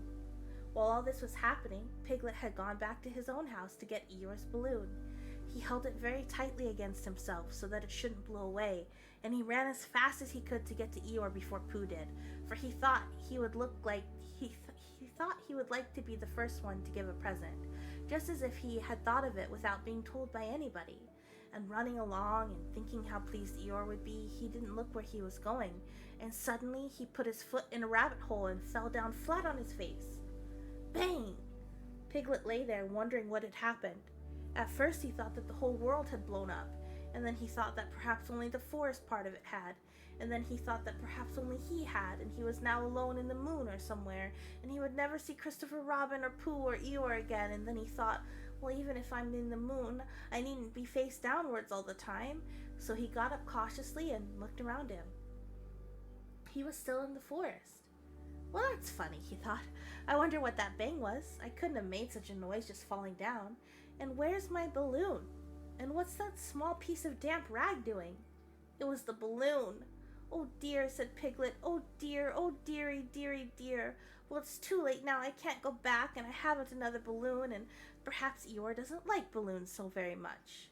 So he trotted on, rather sadly now, and down he came to the side of the stream where Eeyore was, and called out to him. Good morning, Eeyore, said Piglet. Good morning, little piglet, said Eeyore. If it is a good morning, he said. Which I doubt, said he. Not that it matters, he said. Many happy returns of the day, said Piglet, having now got closer. Eeyore stopped looking at himself in the stream and turned to stare at Piglet. Just say that again, he said. Wait a moment. Balancing on 3 legs, he began to bring his 4th leg very cautiously up to his ear. I did this yesterday, he explained as he fell down for the 3rd time. It's quite easy. It's so as I can hear better. There, that's done it. Now what were you saying? He pushed his ear forward with his hoof. Many happy returns of the day, said Piglet again. Meaning me? Of course, Eeyore. My birthday? Yes. Me having a real birthday? Yes, Eeyore, and I've brought you a present. Eeyore took down his right hoof from his right ear, turned around, and with great difficulty put up his left hoof instead. I must have that in the other ear, he said. Now then. A present, said Piglet very loudly. Meaning me again? Yes. My birthday still? Of course, Eeyore. Me going on having a real birthday? Yes, Eeyore, and I brought you a balloon. Balloon, said Eeyore. You did say a balloon? One of those big colored things you blow up? Gaiety, song and dance, here we are and there we are? Yes, but I'm afraid, and I'm very sorry, Eeyore, but when I was running along to bring it to you, I fell down. Dear, dear, how unlucky. You ran too fast, I expect. You didn't hurt yourself, little Piglet. No, but oh, Eeyore, I burst the balloon. There was a very, very long silence. My balloon, said Eeyore at last. Piglet nodded. My birthday balloon? Yes, Eeyore, said Piglet, sniffing a little. Here it is, with many happy returns of the day. And he gave Eeyore the small piece of damp rag. Is this it? Said Eeyore, a little surprised. Piglet nodded. My present? Piglet nodded again. The balloon? Yes. Thank you, Piglet, said Eeyore. You don't mind my asking, he went on, but what color was this balloon when it was a balloon? Red. I just wondered. Red, he murmured to himself. My favorite color. How big was it? About as big as me, said Piglet. I just wondered. About as big as Piglet, he said to himself. My favorite size. Well, well. Piglet felt very miserable and didn't know what to say. He was still opening his mouth to begin something and then deciding that wasn't any good saying that when he heard a shout from the other side of the river, and there was Pooh. Many happy returns of the day, called out Pooh, forgetting he had said it already. Thank you, Pooh. I'm having them, said Eeyore gloomily. I've brought you a little present, said Pooh excitedly. I've had it, said Eeyore. Pooh had now splashed across the stream to Eeyore, and Piglet was sitting a little way off, his head in his paws, snuffling to himself. It's a useful pot, said Pooh. Here it is, and it's got a very happy birthday with love from Pooh written on it. That's what all that writing is, and it's for putting things in. There. When Eeyore saw the pot, he became quite excited. Why, he said, I believe my balloon will just go into that pot. Oh no, Eeyore, said Pooh. Balloons are much too big to go into pots. What you do with a balloon is you hold the balloon. Not mine, said Eeyore proudly. Look, Piglet. And as Piglet looked sorrowfully round, Eeyore picked up the balloon with his teeth and placed it in the pot, and picked it out and put it on the ground, and then picked it up again and put it carefully back. So it does, said Pooh. It goes in. So it does, said Piglet, and it comes out. Doesn't it, said Eeyore? It goes in and out like anything. I'm very glad, said Pooh happily, that I thought of giving you a useful pot to put things in. I'm very glad, said Piglet happily, that I thought of giving you something to put in a useful pot. But Eeyore wasn't listening. He was taking the balloon out and putting it back in again, as happy as could be. And didn't I give him anything? Asked Christopher Robin sadly. Of course you did, I said. You gave him, don't you remember, a little, I gave him a box of paints to paint things with. That was it. Why didn't I give it to him in the morning? You were so busy getting his party ready for him. He had a cake with icing on top and 3 candles and his name in pink sugar, and Yes, I remember, said Christopher Robin. Chapter 7, in which Kanga and Baby Roo come to the forest and Piglet has a bath. Nobody seemed to know where they came from, but there they were in the forest, Kanga and Baby Roo. When Pooh asked Christopher Robin, how did they come here? Christopher Robin said, in the usual way, if you know what I mean, Pooh. And Pooh, who didn't, said, oh. And then he nodded his head twice and, in the usual way. Then he went to call on his dear friend Piglet to see what he thought about it. And at Piglet's house he found Rabbit, so they all talked about it together. What I don't like about this is, said Rabbit, here are we, you, Pooh, and you, Piglet, and me, and suddenly, and Eeyore, said Pooh, and Eeyore, and then suddenly, an owl, said Pooh, an owl, and then all of a sudden, oh, and Eeyore, said Pooh, I was forgetting him. Here we are, said Rabbit, very slowly and carefully, all of us. And then suddenly we wake up one morning and what do we find? We find a strange animal among us, an animal of whom we have never heard before, an animal who carries her family about with her in her pocket. Suppose I carried my family about with me in my pocket. How many pockets should I want? 16, said Piglet. 17, isn't it? Said Rabbit. And one more for a handkerchief. That's 18. 18 pockets in one suit. I haven't time. There was a long and thoughtful silence, and then Pooh, who had been frowning very hard for some minutes, said, I make it 15. What? Said Rabbit. 15. 15 what? Your family. What about them? Pooh rubbed his nose and said that he thought Rabbit had been talking about his family. Did I? Said Rabbit carelessly. Yes, you said, never mind, Pooh, said Piglet impatiently. The question is, what are we to do about Kanga? Oh, I see, said Pooh. The best way, said Rabbit, would be this. The best way would be to steal Baby Roo and hide him. And when Kanga says, where's Baby Roo, we say, aha. Aha, said Pooh, practicing. Aha, aha. Of course, he went on, we could say aha, even if we hadn't stolen Baby Roo. Pooh, said Rabbit kindly, you haven't any brain. I know, said Pooh humbly. We say aha, so that Kanga knows that we know where Baby Roo is. Aha means we'll tell you where Baby Roo is if you promise to go away from the forest and never come back. Now don't talk while I think. Pooh went into a corner and tried saying aha in that sort of voice. Sometimes it seemed to him that it did mean what Rabbit said, and sometimes it seemed to him that it didn't. I suppose it's just practice, he thought. I wonder if Kanga will have to practice too, so as to understand it. There's just one thing, said Piglet, fidgeting a bit. I was talking to Christopher Robin, and he said Kanga was generally regarded as one of the fiercer animals. I'm not frightened of fierce animals in the ordinary way, but it is well known if one of the fiercer animals is deprived of its young, it becomes as fierce as two of the fiercer animals, in which case, aha is perhaps a foolish thing to say.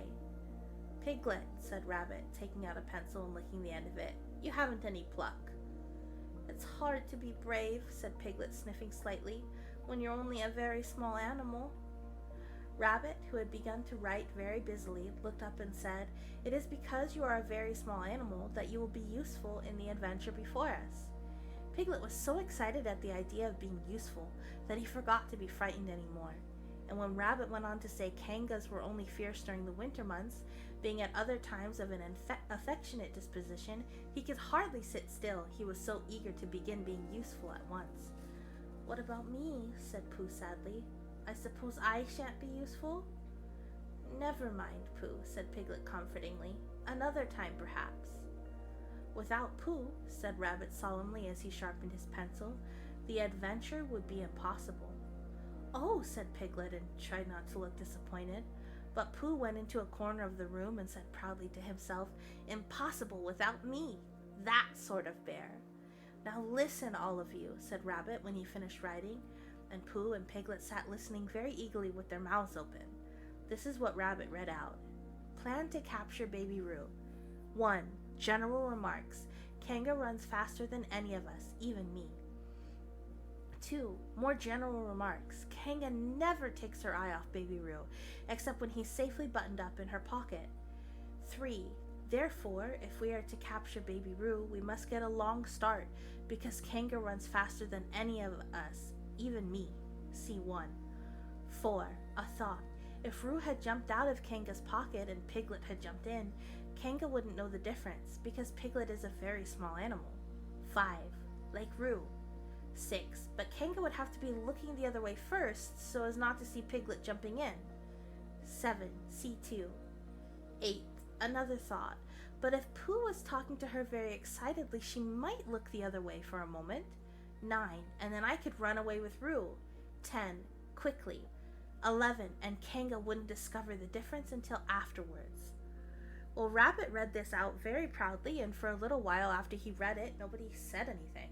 And then Piglet, who had been opening and shutting his mouth without making any noise, managed to say, "And afterwards? How do you mean? When Kanga does discover the difference? Then we all say, aha!" "All 3 of us?" "Yes." "Oh. Why, what's the trouble, Piglet?" "Nothing," said Piglet, "as long as we all 3 say it." "As long as we all 3 say it," said Piglet, "I don't mind," he said, "but I shouldn't care to say aha by myself. It wouldn't sound nearly so well. By the way," he said, "you aren't quite sure about what you said about the winter months." "The winter months?" "Yes, only being fierce in the winter months." "Oh, yes, that's all right. Well, Pooh, you see what you have to do?" "No," said Pooh Bear, "not yet," he said. "What do I do?" "Well, you just have to talk very hard to Kanga so she doesn't notice anything." "Oh, what about?" "Anything you like." "You mean like telling her a little bit of poetry or something?" "That's it," said Rabbit. "Splendid. Now come along." So they all went out to look for Kanga. Kanga and Roo were spending a quiet afternoon in the sandy part of the forest. Baby Roo was practicing very small jumps in the sand and falling down mouse holes and climbing out of them, and Kanga was fidgeting about, saying, "Just one more jump, dear, and then we must go home." And at that moment, who should come stumping up the hill but Pooh. Good afternoon, Kanga." "Good afternoon, Pooh." "Look at me jumping," squeaked Roo, and he fell into another mouse hole. "Hello, Roo, my little fellow." "We were just going home," said Kanga. "Good afternoon, Rabbit." "Good afternoon, Piglet." Rabbit and Piglet, who had now come up from the other side of the hill, said, "Good afternoon," and "Hello, Roo," and Roo asked them to look at him jumping, so they stayed and looked, and Kanga looked too.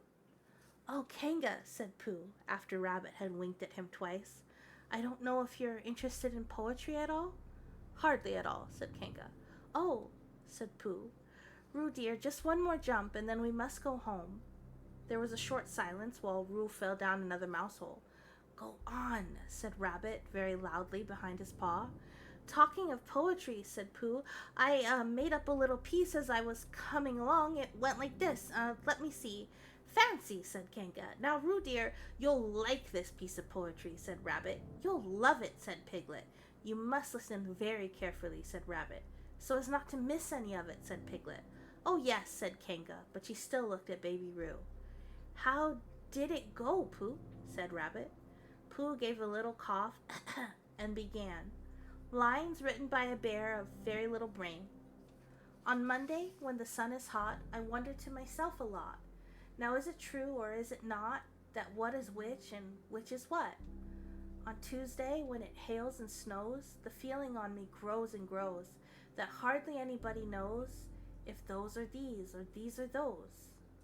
On Wednesday, when the sky is blue and I have nothing else to do, I sometimes wonder if it's true that who is what and what is who. On Thursday, when it starts to freeze and hoarfrost twinkles in the trees, how very readily one sees that those are whose, but whose are these. On Friday, yes it is, isn't it?" said Kanga, not wanting to hear what happened on Friday. "Just one more jump, Roo dear, and then we really must be going." Rabbit gave Pooh a hurrying up sort of nudge. "Talking of poetry," said Pooh quickly, "have you noticed that tree right over there?" "Where?" said Kanga. "Now, Roo." "Right over there," said Pooh, pointing behind Kanga's back. "No," said Kanga. "Now jump in, Roo dear, and we'll go home." "You ought to look at that tree right over there," said Rabbit. "Shall I lift you in, Roo?" And he picked up Roo in his paws. "I can see a bird in it from here," said Pooh. "Or is it a fish?" "You ought to see the bird from here," said Rabbit, "unless it's a fish." "It isn't a fish, it's a bird," said Piglet. "So it is," says Rabbit. Is it a starling or a blackbird, said Pooh. That's the whole question, said Rabbit. Is it a blackbird or a starling? And then at last Kanga did turn her head to look, and at that moment her head was turned, Rabbit said in a very loud voice, In you go, Roo! And in jumped Piglet into Kanga's pocket, and off scampered Rabbit, with Roo in his paws as fast as he could. Why, where's Rabbit? Said Kanga, turning around again. Are you all right, Roo dear? Piglet made a squeaky Roo noise from the bottom of Kanga's pocket. Rabbit had to, go away, said Pooh. I think he thought of something he had to go and see about suddenly. And Piglet? I think Piglet thought of something at the same time. Suddenly. Well, we must be getting home, said Kanga. Goodbye, Pooh. And in 3 large jumps, she was gone. Pooh looked after her as she went. I wish I could jump like that, he thought. Some can and some can't. That's how it is. But there were moments when Piglet wished that Kanga couldn't. Often when he had a long walk through the forest, he had wished that he were a bird, but now he thought jerkily to himself at the bottom of Kanga's pocket, If this is flying, I shall never really take to it. And when he went up in the air, he said, Oh! And when he came down, he said, Ow! And he was saying the same thing over and over, all the way to Kanga's house. Of course, as soon as Kanga unbuttoned her pocket, she saw what had happened. Just for a moment, she thought she was frightened, and then she knew she wasn't. For she felt quite sure that Christopher Robin would never let any harm happen to Roo. So she said to herself, If they are having a joke with me, I'll have a joke with them. Now then, Roo dear, she said as she took Piglet out of her pocket, bedtime. Aha, said Piglet, as well as he could after his terrifying journey, but it wasn't a very good aha, and Kanga didn't seem to understand what it meant. Bath first, Kanga said in a cheerful voice. Aha, said Piglet again, looking around anxiously for the others, but the others weren't there. Rabbit was playing with baby Roo in his own house and feeling more fond of him every minute, and Pooh, who had decided to be a Kanga, was still at the sandy place on the top of the forest, practicing jumps. I am not at all sure, said Kanga in a thoughtful voice, that it wouldn't be a good idea to have a cold bath this evening. Would you like that, Roo dear? Piglet, who had never really been fond of baths, shuddered a long and indignant shudder, and said in as brave a voice as he could, Kanga, I see that the time has come to speak plainly. Funny little Roo, said Kanga, and she got the bath water ready. I am not Roo, said Piglet loudly. I am Piglet. Yes, dear, yes, said Kanga soothingly, and imitating Piglet's voice, too. So clever of him. She went on and took a large bar of yellow soap out of the cupboard. What will he do next? Can't you see? Shouted Piglet. Haven't you got eyes? Look at me. I am looking, Roo dear, said Kanga very severely, and you know what I told you yesterday about making faces. If you go on making faces like Piglet's, you will grow up to look like Piglet, and then think how sorry you will be. Now then, into the bath, and don't make me speak to you about it again. Before he knew where he was, Piglet was in the bath, and Kanga was scrubbing him firmly with a large lathery flannel. Ow, cried Piglet. Let me out, I'm Piglet. Don't open the mouth, dear, or the soap goes in, said Kanga. There, what did I tell you? You did it on purpose, spluttered Piglet as soon as he could speak again, and then accidentally had another mouthful of lathery flannel. That's right, dear, don't say anything, said Kanga, and in another minute, Piglet was out of the bath and being rubbed dry with a towel. Now, Kanga, there's your medicine, and then bed. What medicine? Said Piglet. To make you grow big and strong, dear. You don't want to grow up small and weak like Piglet, do you?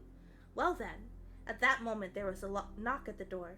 Come in, said Kanga, and in came Christopher Robin. Christopher Robin! Christopher Robin! Cried Piglet. Tell Kanga who I am. She keeps saying I'm Roo. I'm not Roo, am I?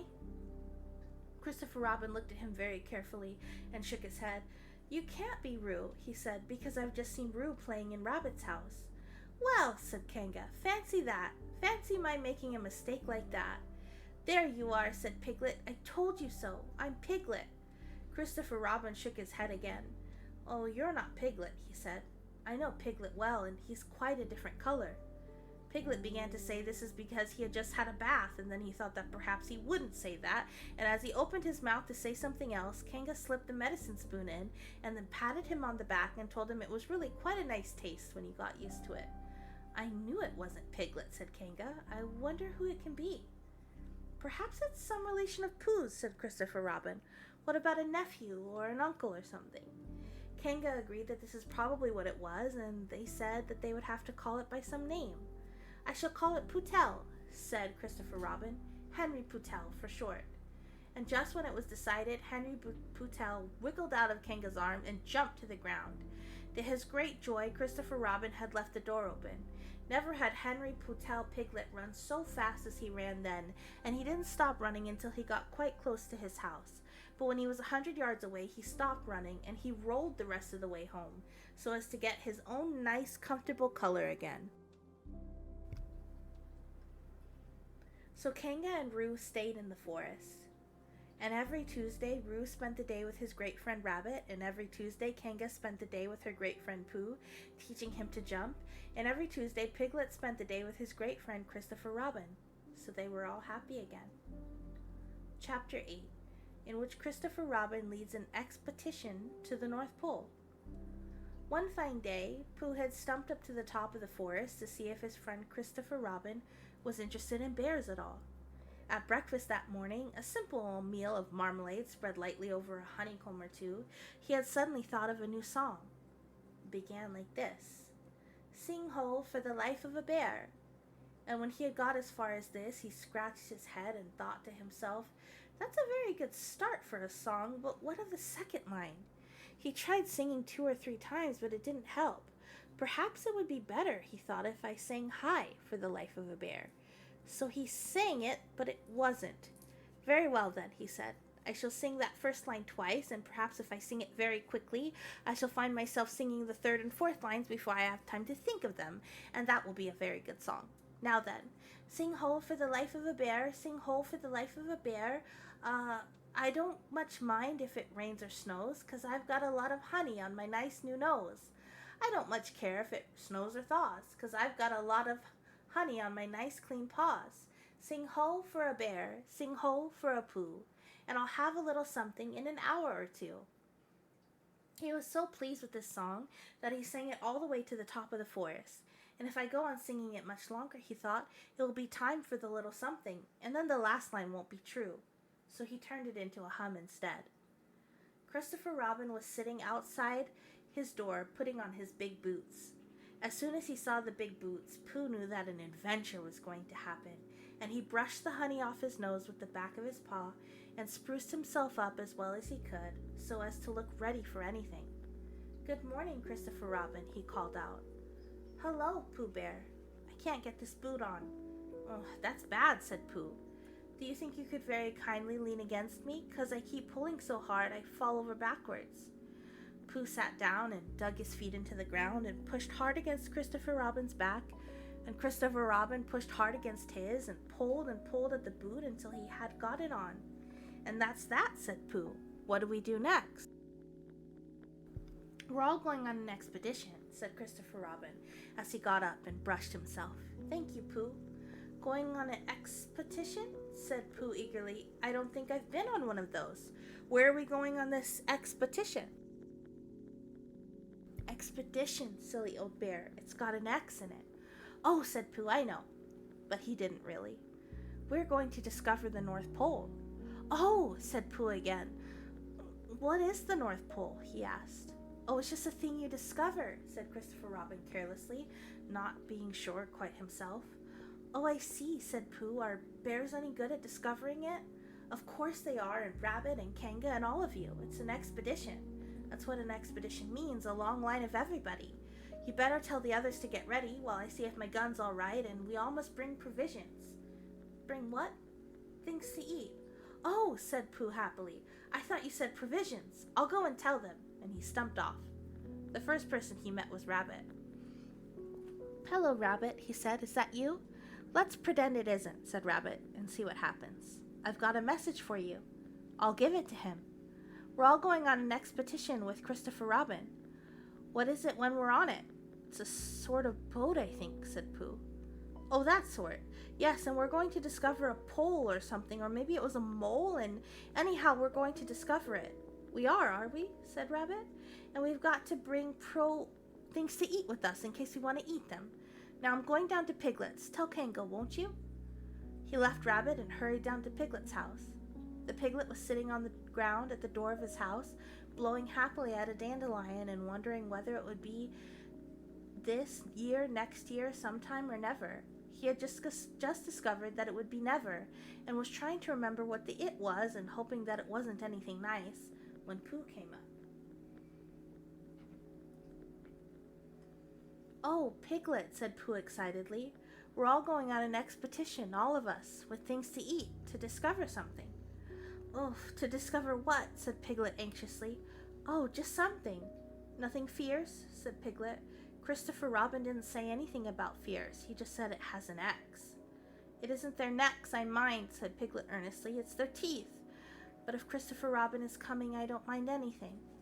In a little while they were all ready at the top of the forest, and the expedition had started. First came Christopher Robin and Rabbit, and then Piglet and Pooh, and then Kanga with Roo in her pocket, and then Owl, and then Eeyore, and at the end, in a long line, all of Rabbit's friends and relations. "I didn't ask them," explained Rabbit carelessly. "They just came. They always do. They can march at the end after Eeyore." "What I say," said Eeyore, "is that it's unsettling. I didn't want to come on this expo, what Pooh said. I only came to oblige. But here I am, and if I'm at the end of this expo what we're talking about, then let me be the end. But if every time I want to sit down for a little rest, I have to brush away half a dozen of Rabbit's smaller friends and relations first, then this isn't an expo, whatever it is. It's just simply a confused noise. That's what I say." "I see what Eeyore means," said Owl. "If you ask me..." "I'm not asking anybody," said Eeyore. "I'm just telling everybody.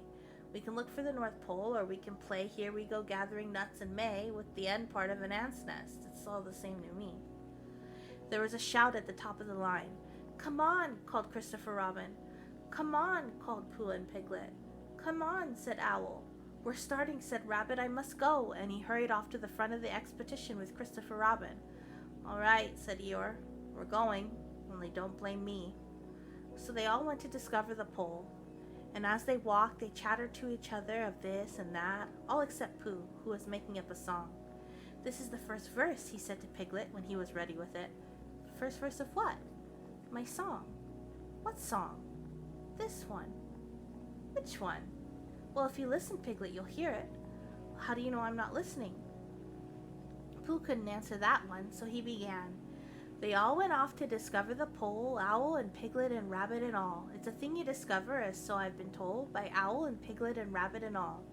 Eeyore, Christopher Robin and Pooh and Rabbit's relations all went too. And where the pole was none of them knew. Sing hey for Owl and Rabbit and all." "Hush," said Christopher Robin, turning around to Pooh. "We're just coming to a dangerous place." "Hush," said Pooh, turning quickly around to Piglet. "Hush," said Piglet to Kanga. "Hush," said Kanga to Owl, while Roo said "hush" several times to himself very quietly. "Hush," said Owl to Eeyore.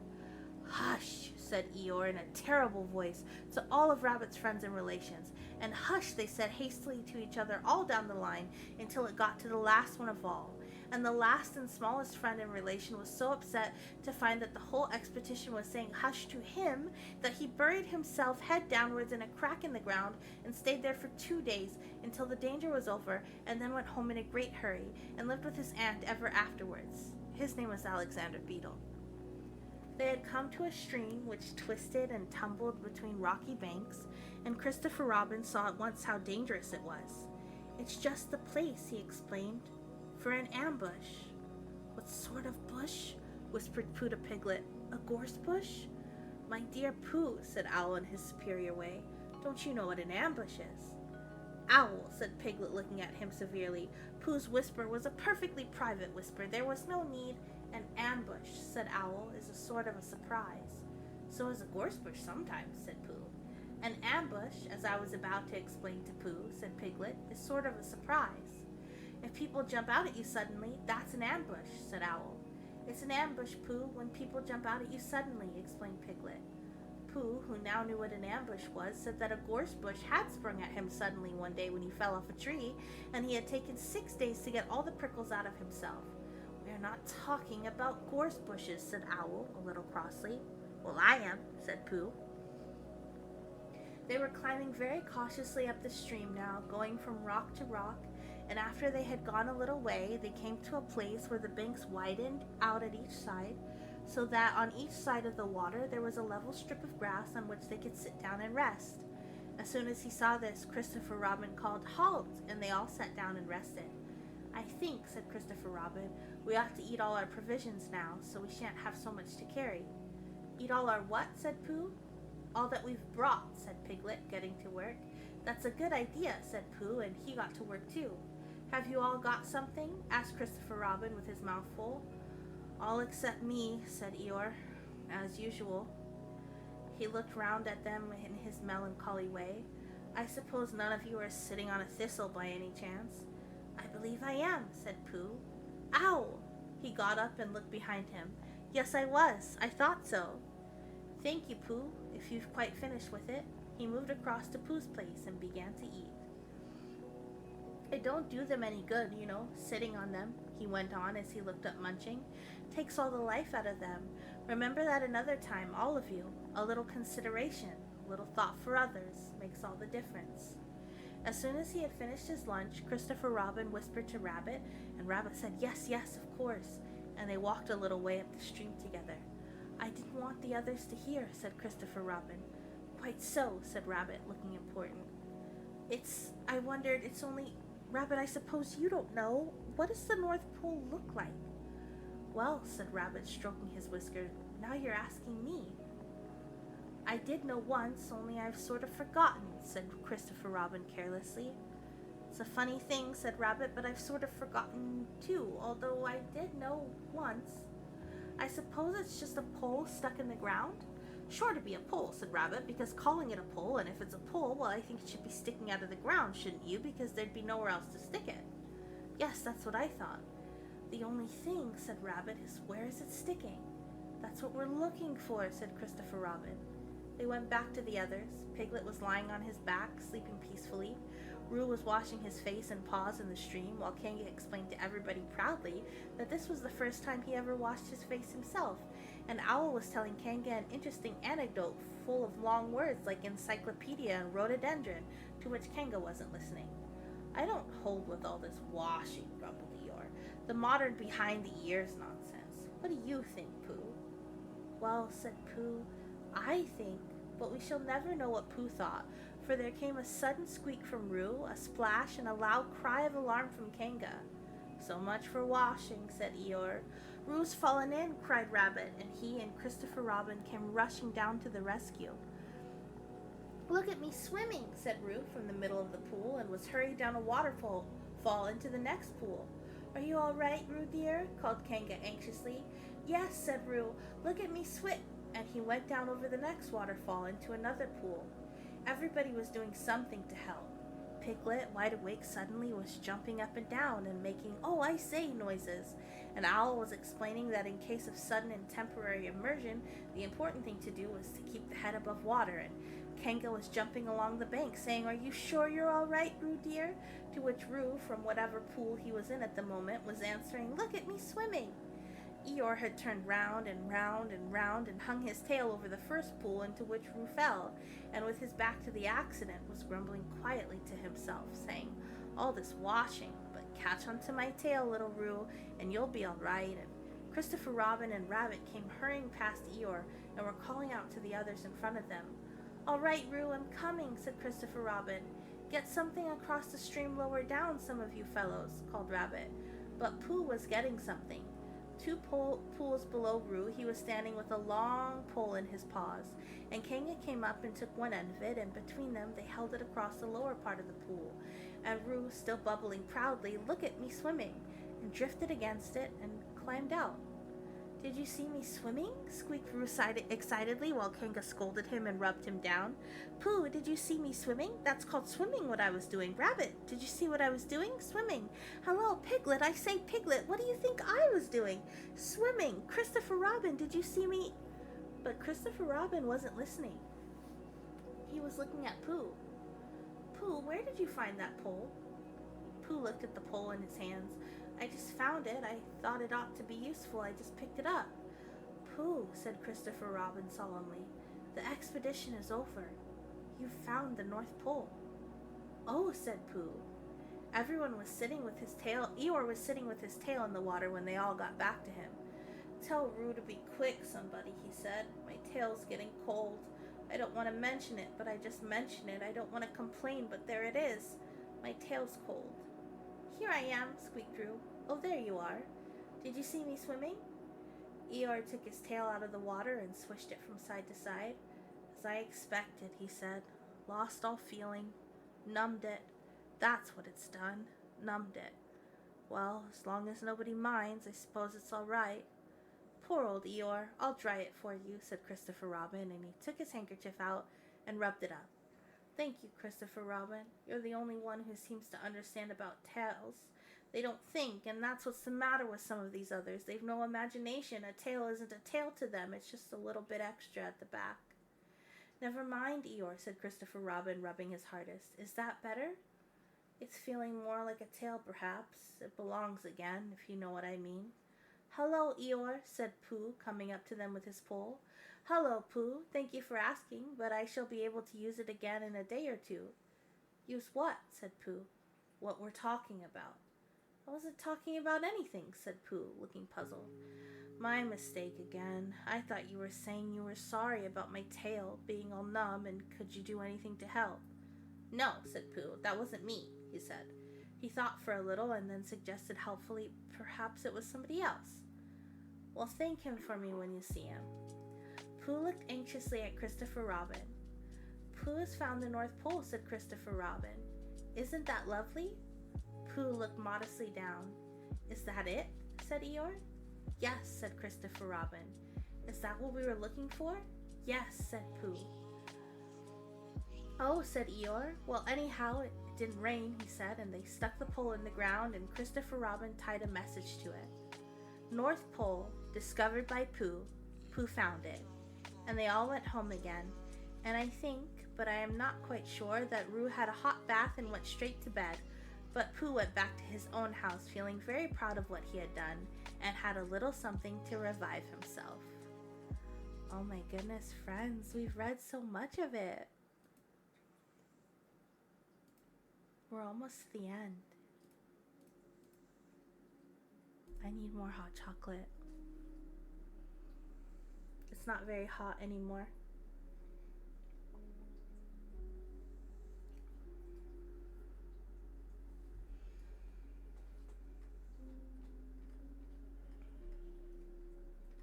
Let me see how many more chapters we have. I think we only have 2 more chapters, friends. Maybe just 1. Nope, 2 more chapters. Friend, this is Wonder of 5 minutes from falling asleep. That's so good, Meebs. I hope you sleep well. Sweet dreams. We're gonna finish these last 2 chapters. The next chapter, in which Piglet is entirely surrounded by water. It rained and it rained and it rained. Piglet told himself that never in all his life, and he was goodness knows how old, 3 or was it 4? Never had he seen so much rain, days and days and days. If only, he thought, as he looked out of the window, I had been in Pooh's house or Christopher Robin's house or Rabbit's house when it began to rain, then I should have had company all this time instead of being here all alone with nothing to do except wonder when it will stop. And he imagined himself with Pooh saying, "Did you ever see such rain, Pooh?" And Pooh saying, "Isn't it awful, Piglet?" And Piglet saying, "I wonder how much it is over at Christopher Robin's way." And Pooh saying, "I should think poor old Rabbit is about flooded out by this time." It would have been jolly to talk like this, and really it wasn't much good having anything exciting like floods if you couldn't share them with anybody. For it was rather exciting. The little dry ditches in which Piglet had nosed about so often had become streams. The little streams across which he had splashed were rivers, and the river, between whose steep banks they had played so happily, had sprawled out of its own bed and was taking up so much room everywhere that Piglet was beginning to wonder whether it would be coming to his bed soon. "It's a little anxious," he said to himself, "to be a very small animal entirely surrounded by water. Christopher Robin and Pooh could escape by climbing trees, and Kanga could escape by jumping, and Rabbit could escape by burrowing, and Owl could escape by flying, and Eeyore could escape by making a loud noise until rescued, and here am I, surrounded by water, and I can't do anything. It went on raining, and every day the water got a little higher, until now it was nearly up to Piglet's window, and he still hadn't done anything. There's Pooh, he thought to himself. Pooh hasn't much brain, but he never comes to any harm. He does silly things and they turn out right. There's Owl. Owl hasn't got a brain, but he knows things. He would know the right thing to do when surrounded by water. There's Rabbit. He hasn't learned in books, but he can always think of a clever plan. There's Kanga. She isn't clever, Kanga isn't, but she would be so anxious about Roo that she would do a good thing to do without thinking about it. And then there's Eeyore. And Eeyore is so miserable anyhow that he wouldn't mind about this. But I wonder what Christopher Robin would do. And then suddenly he remembered a story which Christopher Robin had told him about a man on a desert island who had written something in a bottle and thrown it in the sea. And Piglet thought if he wrote something in a bottle and threw it in the water, perhaps someone would come and rescue him. He left the window and began to search his house, all of it that wasn't underwater, and at last he found a pencil and a small piece of dry paper and a bottle with a cork to it. And he wrote on the side of the paper, "Help! Piglet! Me!" And on the other side, "It's me, Piglet! Help! Help!" And then he put the paper in the bottle and he corked the bottle up as tightly as he could, and he leaned out his window as far as he could lean without falling in, and he threw the bottle as far as he could throw. Splash! And in a little while it bobbed up again on the water, and he watched it flowing slowly away in the distance until his eyes ached with looking. And sometimes he thought it was the bottle, and sometimes he thought it was just a ripple on the water which he was following. And then suddenly he knew that he would never see it again, and that he had done all he could to save himself. So now he thought, somebody else will have to do something, and I hope they do it soon, because if they don't, I shall have to swim, which I can't, so I hope they do it soon.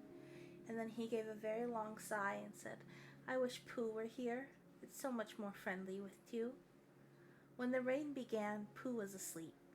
It rained and it rained and it rained, and he slept and he slept and he slept and he slept. He had had a tiring day. You remember how he discovered the North Pole. Well, he was proud of this, and he asked Christopher Robin if there was any other poles, such as a bear of little brain might discover.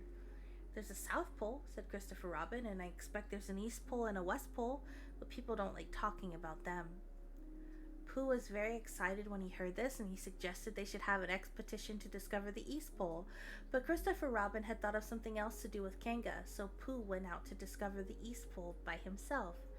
Whether he discovered it or not, I forgot, but he was so tired when he got home that in the middle of his supper, after he had been eating for a little more than half an hour, he fell fast asleep in his chair, and he slept, and he slept, and he slept. And then suddenly he was dreaming. He was at the East Pole, and it was a very cold pole, with the coldest sort of snow and ice all over it.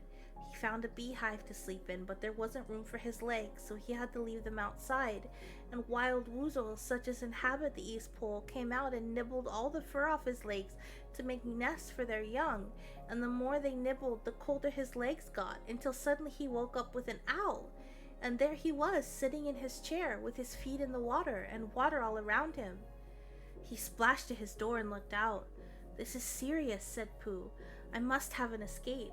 So he took his largest pot of honey, and he escaped with it to a branch of his tree, well above the water, and then he climbed down again and escaped with another pot, and when the whole escape was finished, there was Pooh sitting on his branch, dangling his legs, and there, beside him, were 10 pots of honey. 2 days later, there was Pooh sitting on his branch, dangling his legs, and there beside him were 4 pots of honey. 3 days later, there was Pooh sitting on his branch, dangling his legs, and there beside him was 1 pot of honey. 4 days later, there was Pooh, and it was on the morning of the 4th day that Piglet's bottle came floating past him, and with one loud cry of "Honey!" Pooh plunged into the water, seized the bottle, and struggled back to his tree again. "Bother," said Pooh as he opened it. "All that wet for nothing. What's that bit of paper doing?"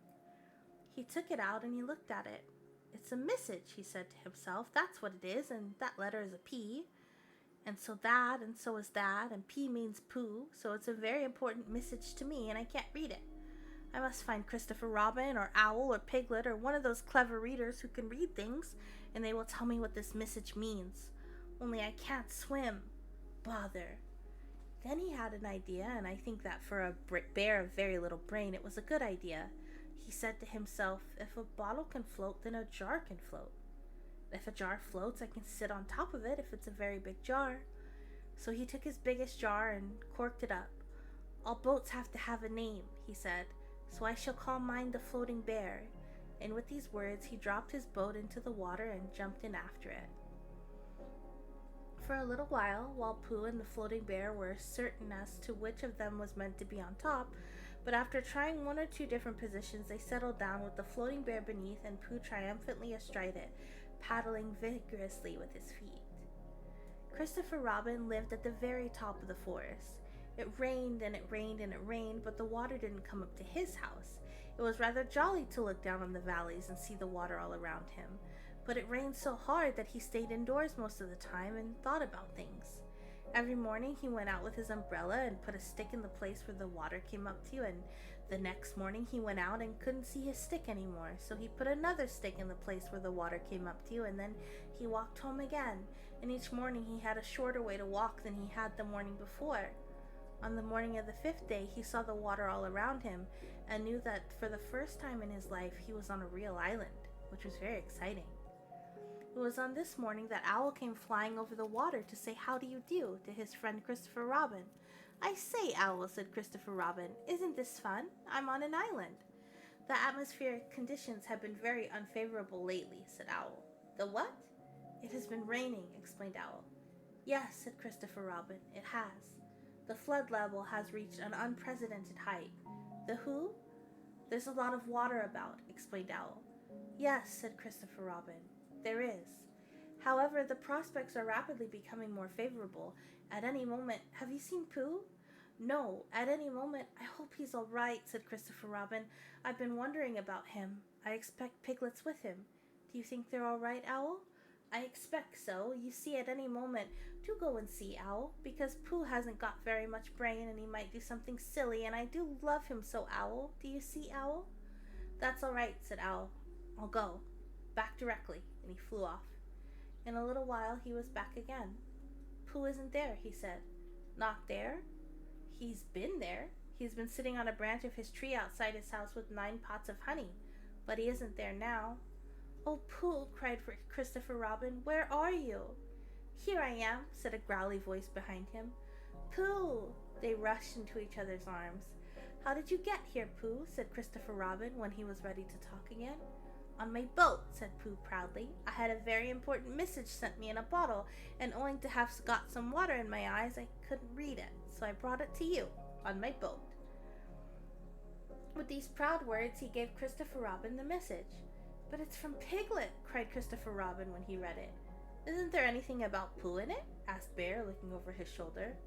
Christopher Robin read the message aloud. Oh, are those peas Piglets? I thought they were Pooh's. We must rescue him at once. I thought he was with you, Pooh. Owl, could you rescue him on your back? I don't think so, said Owl after grave thought. It's doubtful if the necessary dorsal muscles. Then would you fly to him at once and say rescue is coming, and Pooh and I will think of a rescue and come as quick as ever we can. Oh, don't talk, Owl, go on quick. And still thinking of something to say, Owl flew off. Now then, Pooh, said Christopher Robin, where's your boat? I ought to say, explained Pooh as they walked down to the shore of the island, that it isn't just an ordinary sort of boat. Sometimes it's a boat and sometimes it's more of an accident. It all depends. Depends on what? On whether I'm on top of it or underneath it. Oh, well, where is it? There, said Pooh, proudly pointing to the floating bear. It wasn't what Christopher Robin expected, and the more he looked at it, the more he thought what a brave and clever bear Pooh was. And the more Christopher Robin thought this, the more Pooh looked modestly down his nose and tried to pretend he wasn't. But it's too small for 2 of us, said Christopher Robin sadly. It's 3 of us with Piglet. That makes it smaller still. Well, Pooh Bear, what shall we do? And then this bear, Pooh Bear, Winnie the Pooh, FOP, friend of Piglets, RC, Rabbit's companion, PD, Pole Discoverer, EC and TF, Eeyore's comforter and tail finder. In fact, Pooh himself said something so clever that Christopher Robin could only look at him with mouth open and eyes staring, wondering if this was really the bear of very little brain of whom he had known and loved so long. "We might go in your umbrella," said Pooh. "Huh?" "We might go in your umbrella," said Pooh. "What?" "We might go in your umbrella," said Pooh. For suddenly Christopher Robin saw that they might. He opened his umbrella and put the point down towards the water. It floated, but it wobbled. Pooh got in. He was just beginning to say it was all right now when he found it wasn't, so after a short drink, which he didn't really want, he waded back to Christopher Robin, and then they both got in together, and it wobbled no longer. "I shall call this boat the Brain of Pooh," said Christopher Robin, and the Brain of Pooh set sail forthwith in a southwesterly direction, revolving gracefully. You can imagine Piglet's joy when the last of the ship came in sight of him. In after years, he liked to think that he had been in very great danger during the terrible flood, but the only danger he had really been in was in the last half hour of his imprisonment, when Owl, who had just flown up, sat on a branch of his tree to comfort him and told him a very long story about an ant who had once laid a seagull's egg by mistake, and the story went on and on, rather like this sentence, until Piglet, who was listening out of his window, without much hope, went to sleep quietly and naturally, slipping slowly out of the window towards the water until he was only hanging by his toes, at which moment, luckily, a sudden loud squawk from Owl, which was really part of the story, being what his aunt said, woke Piglet up and just gave him time to jerk himself back into safety and say, "How interesting, and did she?" Well, you can imagine his joy when he saw the good ship, Brain of Pooh, Captain C. Robin, First Mate P. Bear, coming over the sea to rescue him, Christopher Robin and Pooh again. And that really is the end of the story, and I am very tired after that last sentence, and I think I shall stop there. Chapter 10, in which Christopher Robin gives Pooh a party and we say goodbye. One day, when the sun had come back over the forest, bringing with it the scent of May, and all the streams of the forest were tinkling happy to find themselves their own pretty shape again, and the little pools lay dreaming of the life they had seen and the big things they had done, and in the warmth and quiet of the forest, the cuckoo was trying over his voice carefully and listening to see if he liked it, and wood pigeons were complaining gently to themselves in their lazy, comfortable way that it was the other fellow's fault, but it didn't matter very much. On such a day as this, Christopher Robin whistled in a special way he had, and Owl came flying out of the 100-acre woods to see what he wanted.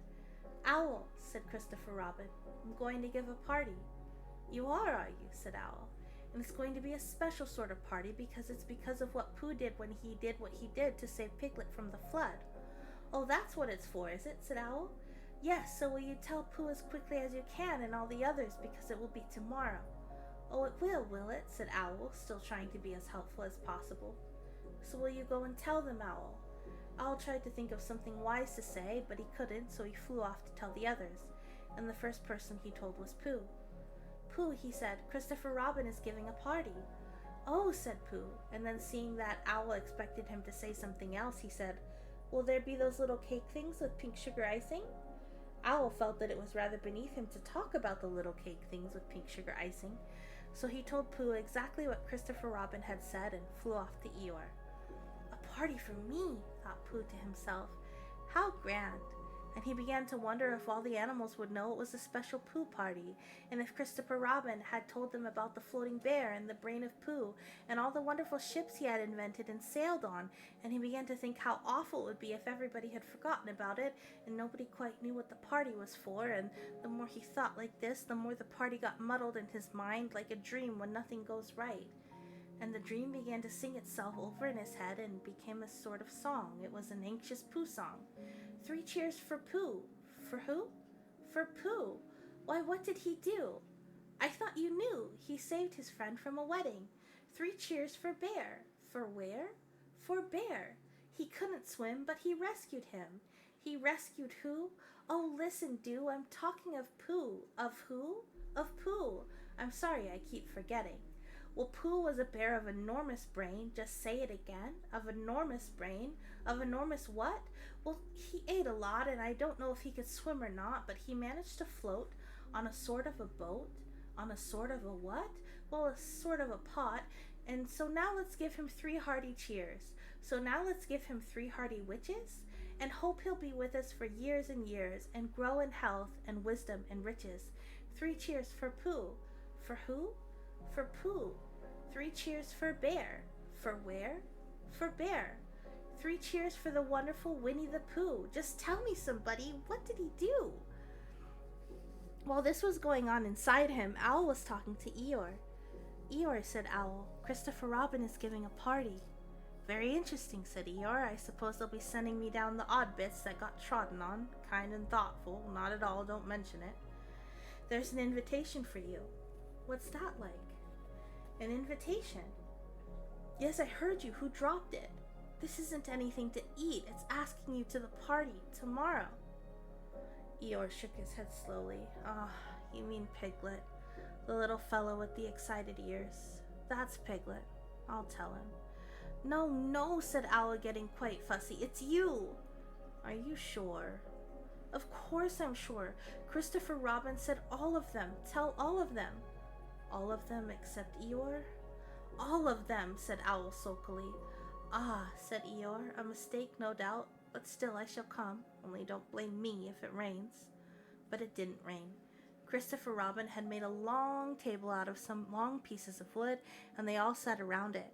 Christopher Robin sat at one end, and Pooh sat at the other, and between them on one side were Owl and Eeyore and Piglet, and between them on the other side were Rabbit and Roo and Kanga, and all of Rabbit's friends and relations spread themselves about on the grass and waited hopefully in case anybody spoke to them or dropped anything or asked them the time.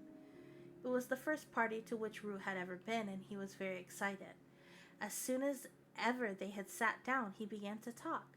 Hello, Pooh, he said. Hello, Roo, said Pooh. Roo jumped up and down in his seat for a little while and then began again. Hello, Piglet, he said. Piglet waved a paw at him, being too busy to say anything. Hello, Eeyore, said Roo. Eeyore nodded gloomily at him. It will rain soon, you see if it doesn't, he said. Roo looked to see if it didn't, and it didn't, so he said, Hello, Owl.